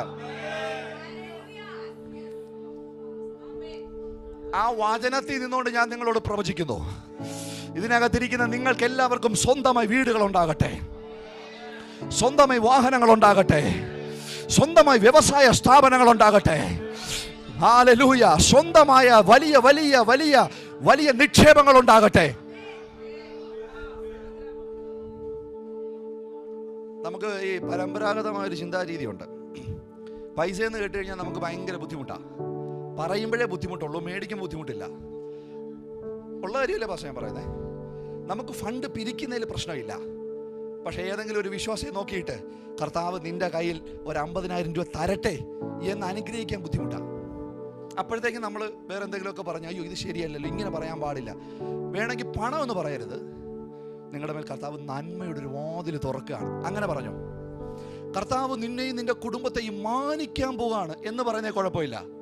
എന്നാൽ നിന്റെ കുടുംബങ്ങളും യൂറോപ്പിലും അമേരിക്കയിലും താമസിക്കുകയും നിങ്ങളുടെ വീടുകളിൽ BMW ഓടിയൊക്കെ ഉണ്ടാട്ടെ എന്ന് ഡയറക്റ്റായിട്ട് പറഞ്ഞ പ്രശ്നമാണെങ്കിലും നിങ്ങൾ മനസ്സിൽ വെച്ചോ, ഞാൻ ഡയറക്റ്റായിട്ട് പറയുന്നു. അവൻ നിനക്ക് വേണ്ടി ദരിദ്രനായി മാറിയത് നിന്നെ സമ്പന്നനാക്കാൻ വേണ്ടി തന്നെയാ. രാജ്യങ്ങളുടെ സമ്പത്ത് സഭകളിലേക്ക് വരേണ്ടുന്ന സമയം അടുത്തിരിക്കുകയാണ്. സഭ ദാരിദ്ര്യത്തിന്റെ അടയാളമല്ല. എൻ്റെ കൂടെ ചേർന്നതിന് എത്ര പേർക്ക് അംഗീകരിക്കാൻ പറ്റുന്നുണ്ടെന്ന് എനിക്കറിയത്തില്ല. ആദിമ സഭ ദാരിദ്ര്യത്തിന്റെ അടയാളം ആയിരുന്നില്ല. ആണോ? രാജ്യങ്ങൾ പോലും ക്ഷാമത്തിലേക്ക് പോയപ്പോൾ കൊട്ടാരങ്ങൾക്കകത്തു വരെ ഭക്ഷണത്തിന് വകയില്ലാതിരുന്ന സമയത്തും ജനങ്ങൾക്ക് സമൃദ്ധിയായി കൊടുക്കാൻ സഭയുടെ അകത്തുണ്ടായിരുന്നു. എന്നാൽ ഈ വചനത്തിന്റെ സത്യം പറയാത്തത് കൊണ്ടും പഠിപ്പിക്കാത്തത് കൊണ്ടും ഇപ്പൊ തിരിഞ്ഞിരിക്കുക. രാജ്യം ദരിദ്രരായ നമ്മളും ദരിദ്രരാകും. എല്ലായിടത്തും സാമ്പത്തിക മാന്ദ്യം വന്നാൽ സഭയ്ക്കകത്തും സാമ്പത്തിക മാന്ദ്യം വരും. ദൈവം സഭയെ വെച്ചിരിക്കുന്നത് ലോകത്തിന്റെ എക്കോണമിക്കൽ സിസ്റ്റത്തിനകത്തല്ല, ദൈവത്തിന്റെ സമ്പന്നതയുടെ എക്കോണമിക്കകത്താണ്. അതുകൊണ്ട് ലോകം ദരിദ്രരായാലും, ലോകത്തിന്റെ സമ്പദ് വ്യവസ്ഥ ഇടിഞ്ഞാലും, ലോകം ക്ഷാമത്തിലേക്ക് പോയാലും, ലോകം പട്ടിണി കിടന്നാലും ദൈവം നിന്നെ അതിനകത്തോട്ട് കയറ്റിവിടുകയില്ല. ദൈവം നിങ്ങളെ സമ്പന്നരാക്കിയിരിക്കുന്നു. ഓ മാമാ തരിയ ഖമോ നിയാൻ ഛലായ. എൻ്റെ കൂടെ എത്ര പേർക്ക് ചേർന്ന വചനത്തിനെ അംഗീകരിച്ചോണ്ട് ആമേൻ പറയാൻ പറ്റുമോ എന്ന് എനിക്കറിയത്തില്ല. പക്ഷെ ഞാൻ ഇതിനകത്തിരിക്കുന്ന നിങ്ങളുടെ കുടുംബങ്ങളെ ഇപ്പോൾ അത് തുറന്നു വിടുകയാണ്. ലോണുകൾ ക്ലോസ് ആകട്ടെ യേശുവിൻ നാമത്തിൽ. ചെറിയ വരുമാനങ്ങൾ വലുതിലേക്ക് ഇപ്പോൾ തന്നെ പ്രൊമോഷനിലേക്ക് പോകട്ടെ. കിട്ടുന്നത് 100% ഭാഗിച്ചിട്ട് ഒന്നിനും തികയാത്തുള്ള അവസ്ഥയിൽ നിന്ന് സമൃദ്ധിയോടെ ജീവിക്കുന്ന ഒരു സമയത്തിലേക്ക് ഞാൻ ഈ സഭ പ്രൊമോട്ടഡ് ആകട്ടെ എന്ന് യേശുവിൻ നാമത്തിൽ ഡിക്ലെയർ ചെയ്യുകയാണ്. Amen. According to the word of God, you are called, elected and chosen to become rich and have enough wealth. നിങ്ങൾ വിളിക്കപ്പെട്ടിരിക്കുന്നതും തിരഞ്ഞെടുക്കപ്പെട്ടിരിക്കുന്നതും നിയോഗിക്കപ്പെട്ടിരിക്കുന്നതും സമ്പത്തും സമൃദ്ധിയും അനുഭവിക്കാൻ വേണ്ടിയാണ്. അടുത്തിരിക്കുന്ന ആളെ തൊട്ടിട്ട് പറഞ്ഞ് ദരിദ്രം നമുക്കില്ല. ക്രൂശിൽ അവൻ എടുത്തത് കൊണ്ട് ദാരിദ്ര്യം എനിക്കില്ല, ദാരിദ്ര്യം ഞങ്ങൾക്ക് ആർക്കുമില്ല, ദാരിദ്ര്യം സഭയ്ക്കില്ല. ആ കൊടുക്കാനുള്ള വലിയ സമൃദ്ധി കർത്താവിന്റെ നാമത്തിൽ നിങ്ങളുടെ മേൽ തുറന്നു വരികയാണ്. അവൻ ശിക്ഷ അനുഭവിച്ചു. പറയ് പെട്ടെന്ന്. ഞാൻ രക്ഷിക്കപ്പെട്ടു. അവൻ മുറിവേറ്റു. എനിക്ക് അപ്പുറത്ത് പോകാൻ വയ്യ, നിങ്ങൾ പറഞ്ഞോ. അവൻ ദരിദ്രനായി, അവൻ പാപിയായി, അവൻ മരിച്ചു. ഓ ഹല്ലേലൂയ.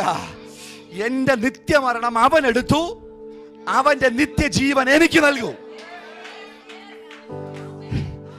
വചനം എടുക്കുന്നില്ല. അവൻ എനിക്ക് വേണ്ടി ശാപമായി മാറി, ഞാൻ അനുഗ്രഹമായി മാറി. ഗലാത്യർക്ക് എഴുതിയ ലേഖനം വേണമെങ്കിൽ ആ വചനം കൂടെ ഒന്ന് പെട്ടെന്ന് ടച്ച് ചെയ്തു പോവാം. ഗലാത്യർക്ക് എഴുതിയ ലേഖനം 3:14 പെട്ടെന്ന് എടുത്തോ.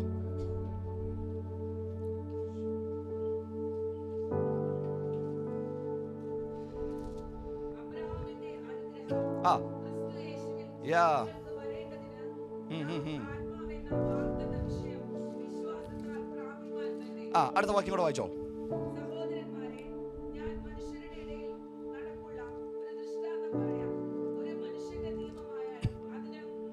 അല്ലല്ല, ബാക്കി 13.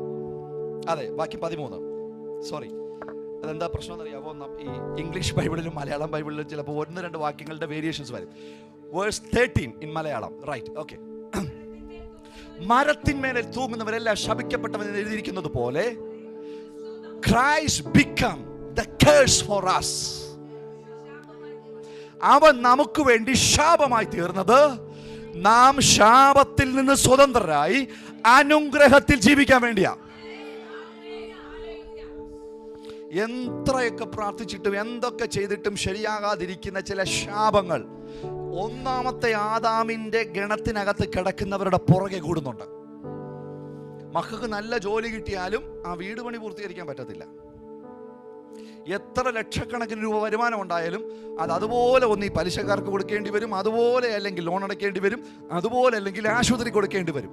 കിട്ടുന്നതിൽ നിന്ന് ഒന്നും എടുത്ത് അനുഭവിക്കാൻ പറ്റാത്തതുപോലെ സമ്പത്തിന്റെ മേൽ ചില ശാപങ്ങൾ, ആരോഗ്യത്തിന്റെ മേൽ ചില ശാപങ്ങൾ, കുഞ്ഞുങ്ങളുടെ മേൽ ചില ശാപങ്ങൾ, സാമൂഹ്യ ബന്ധങ്ങൾക്കകത്ത് ചില ശാപങ്ങൾ, ബന്ധങ്ങൾക്ക് നടുവിൽ ചില ശാപങ്ങൾ. കേട്ടിട്ടില്ലേ? ഡിവോഴ്സായ അപ്പനും അമ്മയും അവരുടെ മക്കൾ കല്യാണം കഴിച്ചപ്പോഴും ഡിവോഴ്സ്, അവരിൽ നിന്നുണ്ടായ കുഞ്ഞുങ്ങൾക്ക് കല്യാണം കഴിച്ചപ്പോഴും ഡിവോഴ്സ്. ബന്ധങ്ങളെ ശിഥിലമാക്കുന്ന അദൃശ്യമായ ചില ശാപഖണ്ഡികൾ ഇതാ ഒന്നാമത്തെ ആദാമിന്റെ കണ്ണികയിൽ ഇങ്ങനെ കിടക്കുക. നാമിൽ പലരും മുമ്പ് അവയിലൊക്കെ ആയിരുന്നു. എന്നാൽ ക്രിസ്തു നമുക്ക് വേണ്ടി ശാപമായി മാറിയപ്പോൾ ആ ശാപം ഇനി എൻ്റെ മേൽ തുടരാനുള്ള നിയമപരമായ അവകാശമില്ല. ഓ, എൻ്റെ കൂടെ പറയാമോ? അത് ഒരു ശാപത്തിന് എന്നെ തൊടാൻ ഇനി അവകാശമില്ല. കാരണം ഞാനിപ്പോൾ ക്രിസ്തുവിലാണ്, പുത്രന്റെ അകത്താണ്. ക്രിസ്തു എനിക്ക് വേണ്ടി ശാപമായതുകൊണ്ട് ഞാനിപ്പോൾ അനുഗ്രഹമായി മാറിയിരിക്കുകയാണ്. ഓ, കരം ഉയർത്തി ഒരു നല്ല ഹല്ലേലൂയ പറയാമോ? ഒന്നുകൂടെ ഞാൻ ആവർത്തിച്ച് പറഞ്ഞതിന് ശേഷം നമുക്ക് ഒരുമിച്ച് പ്രാർത്ഥിക്കാം. ക്രിസ്തു നമുക്ക് വേണ്ടി ശിക്ഷ അനുഭവിച്ചപ്പോൾ പറയൂ, എന്താ സംഭവിച്ചെന്ന് മാത്രം പറഞ്ഞാൽ മതി. അവൻ ശിക്ഷിക്കപ്പെട്ടു, അവൻ പാപമാക്കപ്പെട്ടു, അവൻ ശാപമാക്കപ്പെട്ടു, അവൻ ദരിദ്രനാക്കപ്പെട്ടു, അവൻ മരണം അനുഭവിച്ചു, അവൻ കൈവിടപ്പെട്ടു. ആമേൻ. അങ്ങനെ ക്രിസ്തു നമുക്ക് വേണ്ടുന്നതെല്ലാമായി ക്രൂശിൽ മാറി. എന്തിനു വേണ്ടി? പുത്രത്വത്തിലുള്ള സകലതും എനിക്ക് കിട്ടാൻ വേണ്ടി. അങ്ങനെ അവൻ ഇരുട്ടിലായി. ഹല്ലേലൂയ. മുമ്പേ നാം ഇരുട്ടിന്റെ അധികാരത്തിനകത്തായിരുന്നു.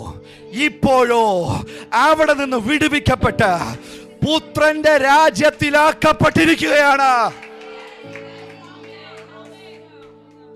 ഹല്ലേലൂയ. അങ്ങ് വെറുതെ ആക്കി വെച്ചതല്ല, വെറുതെ ട്രാൻസ്ഫർ ചെയ്തതല്ല. റോമർക്കെഴുതിയ ലേഖനം 5-ാം അധ്യായത്തിന്റെ 17-ാമത്തെ വാക്യം കൂടി ഒന്ന് വായിച്ചേ. നമ്മൾ അതുകൂടെ വായിച്ചിട്ട് പ്രാർത്ഥിക്കും. റോമർ 5:17, 5:17. ഏകന്റെ ലംഘനത്താൽ മരണം, ശാപം, പാപം, ശിക്ഷ, ദാരിദ്ര്യം, രോഗം എന്നു തുടങ്ങിയ സകലതും വാണു എങ്കിൽ, വായിച്ചോ, കൃപയുടെയും നീതിദാനത്തിന്റെയും സമൃദ്ധി ലഭിച്ചവരായ നാം. ആർക്കാ കൃപ ലഭിച്ചത്? ആരുടെ മേലാ ദൈവം നീതിയുടെ ദാനം ഇട്ടുകൊടുത്തത്? അവനെ പാപിയായി കണ്ടിട്ട് എന്നെയല്ലേ നീതീകരിച്ചത്? ഹല്ലേലൂയ. കൃപ കിട്ടിയതും സമൃദ്ധിയുടെ നീതി കിട്ടിയതുമായ, സമൃദ്ധി ലഭിച്ചിരിക്കുന്നതുമായ നാം, സമൃദ്ധി ലഭിക്കുന്നവർ യേശു ക്രിസ്തു എന്ന ഏക നിമിത്തം ഏറ്റവും അധികമായി ജീവനിൽ വാഴും.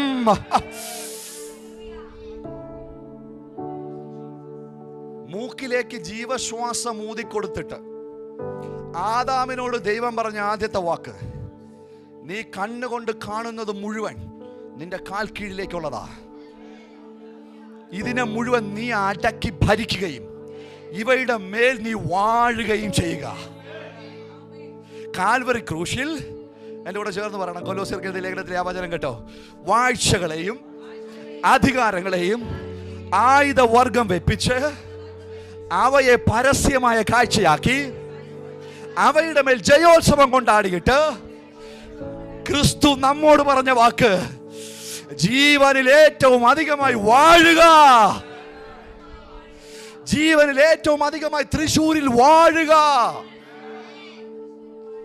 ദൈവരാജ്യത്തിൽ കർത്താവ് നിങ്ങളെ ആക്കി വെച്ചിരിക്കുന്നത് വീണ് വീണ് നടക്കാനല്ല, വാഴാൻ.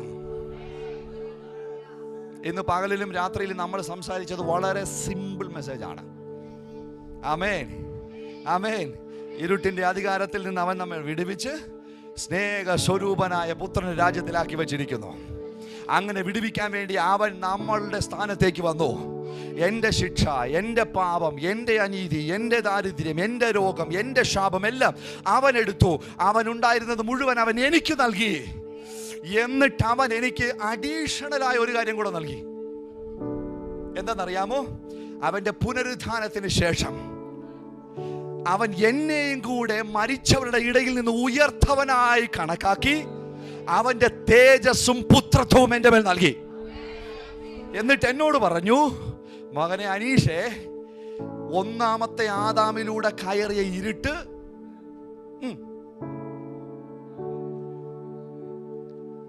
ഒന്നാമത്തെ ആദാമിലൂടെ ഭൂമിയിലേക്ക് കയറിയ ഇരുട്ട് ഇപ്പോഴും ഭൂമിയിൽ തന്നെ ഉണ്ട്. എന്നാൽ രണ്ടാമത്തെ ആദാമിലൂടെ ഇപ്പോൾ ഭൂമിയിൽ ദൈവരാജ്യവും പ്രവേശിച്ചിരിക്കുന്നത് കൊണ്ട് ഇനി ഇരുട്ട് ഭൂമിയെ പിടിച്ചടക്കുകയില്ല. വെളിച്ചത്തിന്റെ മക്കളായ നിങ്ങൾ ഉള്ളിടത്തോളം കാലം ഇരുട്ടിനി പ്രബലമാകുകയില്ല.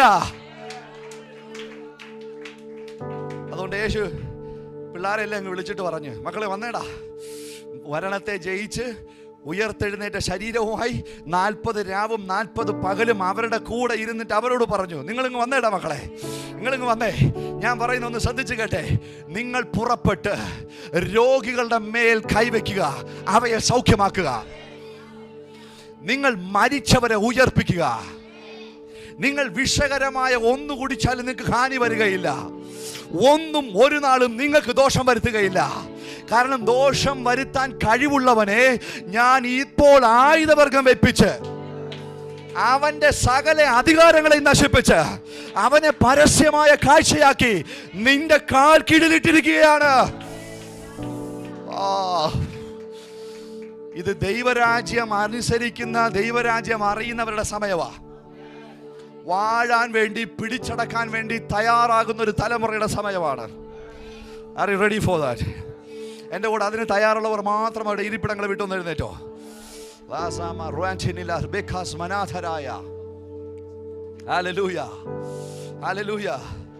നമ്മൾ ഈ വചനം സംസാരിച്ചുകൊണ്ടിരുന്നപ്പോൾ തന്നെ ഇതിനകത്ത് കർത്താവ് തൻ്റെ വിടുതലുകളെ അയച്ചു കഴിഞ്ഞു.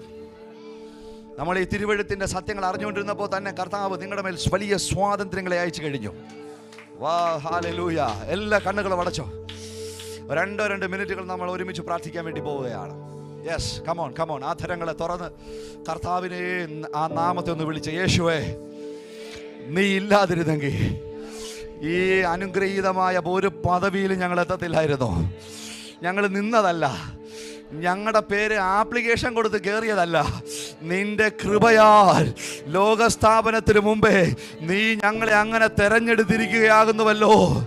ഞങ്ങൾക്ക് വേണ്ടി നീ മരിച്ചതുകൊണ്ട് ആ ജീവന്റെയും പുത്രത്വത്തിന്റെയും പദവിയിലേക്ക് ഞങ്ങൾ പ്രവേശിച്ചതാകുന്നുവല്ലോ.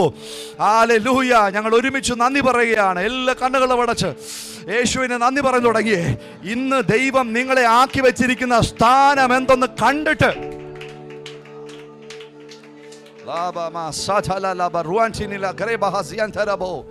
ഇന്ന് കർത്താവ് നിങ്ങളെ ആക്കി വെച്ചിരിക്കുന്ന ദൈവരാജ്യത്തിലെ സ്ഥാനം എന്താണെന്നറിയുക. Know your value, know your position, know your identity. നിങ്ങൾ ആരാണെന്നും നിങ്ങളുടെ സ്ഥാനം എന്താണെന്നും നിങ്ങളുടെ പദവി എന്താണെന്നും ഇന്ന് രാത്രി കർത്താവ് നിങ്ങൾക്ക് തെളിയിച്ചു തരികയാണ്. ഹല്ലേലൂയ. ഇനി പേടിക്കരുത്, ഇനി ഭയപ്പെടരുത്. ധൈര്യത്തോടെ ചിലതിൻ്റെ മേൽ കയറി വാഴ്ച നടത്താൻ കർത്താവ് നിങ്ങളെ വിളിക്കുകയാണ്. ഒന്നിനെയും ഭയപ്പെടരുത്. നിങ്ങൾ ഭയക്കുന്ന മരണത്തെ അവൻ തോൽപ്പിച്ച് കഴിഞ്ഞിരിക്കുകയാണ്. നിങ്ങൾ ഭയക്കുന്ന പിശാചിനെ അവൻ ആയുധവർഗം വെപ്പിച്ചിരിക്കുകയാണ്. നിങ്ങൾ ഭയക്കുന്ന സകലത്തെയും അവൻ പരാജയപ്പെടുത്തിയിരിക്കുകയാണ്. ജയിച്ചവൻ ഇന്ന് നിങ്ങളുടെ കൂടെയും നിങ്ങളുടെ പക്ഷത്തും നിങ്ങളുടെ ഉള്ളിലുമായിരിക്കുകയാണ്. ഓ ഹല്ലേലൂയ, ഹല്ലേലൂയ, ഹല്ലേലൂയ. കർത്താവിനോട് ഒന്നും ഇങ്ങനെ പറഞ്ഞേ, പരിശുദ്ധാത്മാവേ, ഞങ്ങളിപ്പോൾ അവിടുത്തെ രാജ്യത്തിലാകുന്നുവല്ലോ. നീ ഞങ്ങളുടെ മേലിട്ടിരിക്കുന്ന എല്ലാ പദവികളും ഞങ്ങൾ ഒരുമിച്ച് മനസ്സിലാക്കുന്നു. ഞങ്ങളുടെ കർത്താവേ, ഇനി അങ്ങോട്ടുള്ള ജീവിതം മുഴുവൻ ദൈവരാജ്യത്തിലെ ഈ യോഗ്യതകൾക്കനുസരിച്ച് ജീവിക്കാൻ കർത്താവേ, അങ്ങേക്ക് വേണ്ടി ഇരുട്ടിനെ പിടിച്ചടക്കാൻ, പിശാച് കെട്ടിയതിനെ പൊട്ടിച്ചെടുക്കാൻ ഞങ്ങളുടെ മേലൊരു അസാധാരണമായ ധൈര്യത്തെ, ഒരു വലിയ പകർച്ചയെ, ഒരു വലിയ ശുശ്രൂഷയെ, ഒരു വലിയ അഭിഷേകത്തെ ഇപ്പോൾ ഞങ്ങളെ വിശ്വസ്തരെ നിന്നുന്ന അവിടുത്തെ കരത്തിൽ നിന്ന് ഞങ്ങൾ സ്വീകരിക്കുകയാണ്. യെസ്, ഞങ്ങളുടെ മേലത് ഉണ്ടാകട്ടെ. ഞങ്ങൾ പറയുമ്പോൾ മരണങ്ങൾ മാറട്ടെ. ഞങ്ങൾ കൽപ്പിക്കുമ്പോൾ സൃഷ്ടിപ്പുകൾ സംഭവിക്കട്ടെ. ഞങ്ങളുടെ കൂടെ ദൈവരാജ്യത്തിന്റെ ശക്തി ഇരിക്കട്ടെ. അത്ഭുതങ്ങളാലും അടയാളങ്ങളാലും ഇനിയും അത് ഉറപ്പിക്കപ്പെടട്ടെ. കമോൺ സഭ ഒരുമിച്ചത് ചോദിക്കുക. സഭ ഒരുമിച്ചത് ചോദിക്കുക. യേശുവിന്റെ നാമത്തിൽ ഇപ്പോൾ പിതാവേ, ഞാൻ ഈ ദൈവസഭയ്ക്ക് വേണ്ടി പ്രാർത്ഥിക്കുകയാണ്. ഇന്ന് പകലിലും രാത്രിയിലും പരിശുദ്ധാത്മാവോട് സംസാരിച്ചതുപോലെ അവരുടെ മേൽ കിടക്കുന്ന ആ ദൈവരാജ്യത്തിന്റെ ഐഡന്റിറ്റിയിലേക്ക് കർത്താവ് അവരെ കൊണ്ടുവന്നതിനായി സ്തോത്രം. ഇന്ന് ഈ രാത്രി ഞാൻ പ്രാർത്ഥിച്ചുകൊണ്ടിരിക്കുമ്പോൾ തന്നെ ഒരു വലിയ ആത്മപകർച്ച അവരുടെ മേൽ സംഭവിക്കട്ടെ.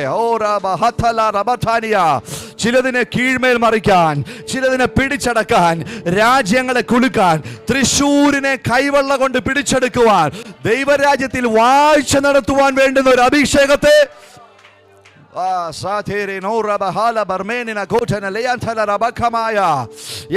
എല്ലാ കണ്ണുകളും അടച്ചോ, എല്ലാ കണ്ണുകളും അടച്ചോ. 1-2 മിനിറ്റുകൾ നിങ്ങൾ തന്നെ കർത്താവിനോട് പറഞ്ഞേ, കർത്താവേ, ഈ സത്യങ്ങൾ ഞങ്ങൾ മനസ്സിലാക്കുകയാണ്.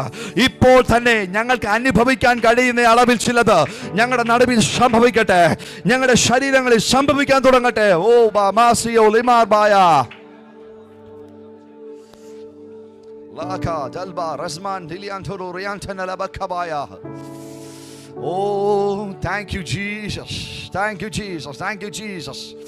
നിങ്ങളുടെ പലരുടെയും കുടുംബങ്ങൾക്കകത്ത് നിന്ന്, വീടുകൾക്കകത്ത് നിന്ന് നിങ്ങളുടെ മേൽ കിടക്കുന്ന എല്ലാ പിശാചിന്റെ കൈയെഴുത്തുകളും ഇന്ന് ഈ രാത്രിയിൽ യേശുവിൻ നാമത്തിൽ മാഞ്ഞു പോവുകയാണ്. യേശുവിൻ നാമത്തിൽ അത് മാഞ്ഞു പോവുകയാണ്. പുതിയൊരു അഭിഷേകത്തിന്റെ ഐഡന്റിറ്റിയിലേക്ക്, പുതിയൊരു ലേബലിലേക്ക്, പുതിയൊരാള് മാറിയവനെ പോലെ, മാറിയവളെ പോലെ ഈ രാത്രി കർത്താവിന്റെ ആത്മാവ് നിങ്ങളെ ഇപ്പോൾ തന്നെ ട്രാൻസ്ഫർ ചെയ്യുകയാണ്. എല്ലാ കണ്ണുകളും അടച്ചു. ഇന്ന് നിങ്ങൾ കേട്ട ദൈവത്തിന്റെ കോടതിയിൽ സംഭവിച്ച കാര്യത്തെ മനസ്സിലൊന്ന് ധ്യാനിച്ചുകൊണ്ട് എല്ലാ ഹൃദയങ്ങളും കർത്താവിനോട് നന്ദി പറഞ്ഞു തുടങ്ങി.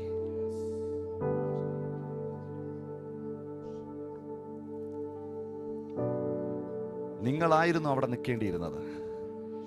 പക്ഷെ പുത്രൻ നിങ്ങൾക്ക് വേണ്ടി വന്നതുകൊണ്ട്, അവൻ നിങ്ങൾക്ക് പകരക്കാരനായി മാറിയതുകൊണ്ട് ഇന്ന് നിങ്ങളുടെ മേൽ കിടക്കുന്നതെല്ലാം സൗജന്യമായി നിങ്ങളുടെ മേൽ വന്നു.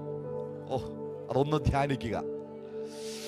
എന്നിട്ട് പിതാവിനോട് പറയുക, ഇതൊന്നും ഞങ്ങളുടെ യോഗ്യത കൊണ്ടല്ല, അവിടുത്തെ കൃപയാൽ ഞങ്ങളുടെ മേൽ വീണതാണ്, അവിടുത്തെ സ്നേഹം കൊണ്ട് ഞങ്ങളുടെ മേൽ പകർന്നതാണ്.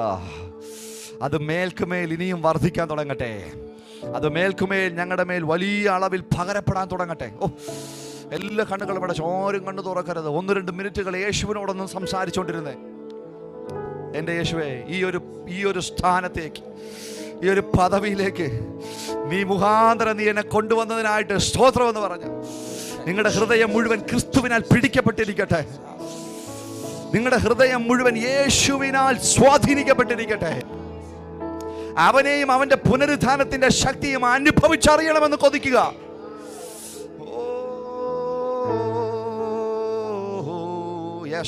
എൻ്റെ കൂടെ ചേർന്ന് എത്ര പേർക്ക് അങ്ങനെ പ്രാർത്ഥിക്കാൻ പറ്റും? അവനെയും അവന്റെ പുനരുത്ഥാനത്തിന്റെ ശക്തിയെയും, അവന്റെ ജീവനെയും അവന്റെ പുനരുത്ഥാനത്തിന്റെ ശക്തിയെയും എനിക്ക് അനുഭവിച്ചറിയാൻ ആഗ്രഹമുണ്ട്. പ്രസംഗിച്ച് കേൾക്കാനല്ല, എനിക്ക് അനുഭവിക്കണമെന്നൊന്ന് പറയുക. അനുഭവിക്കാൻ നിങ്ങളുടെ ഹൃദയം കൊണ്ട് തയ്യാറാകുക.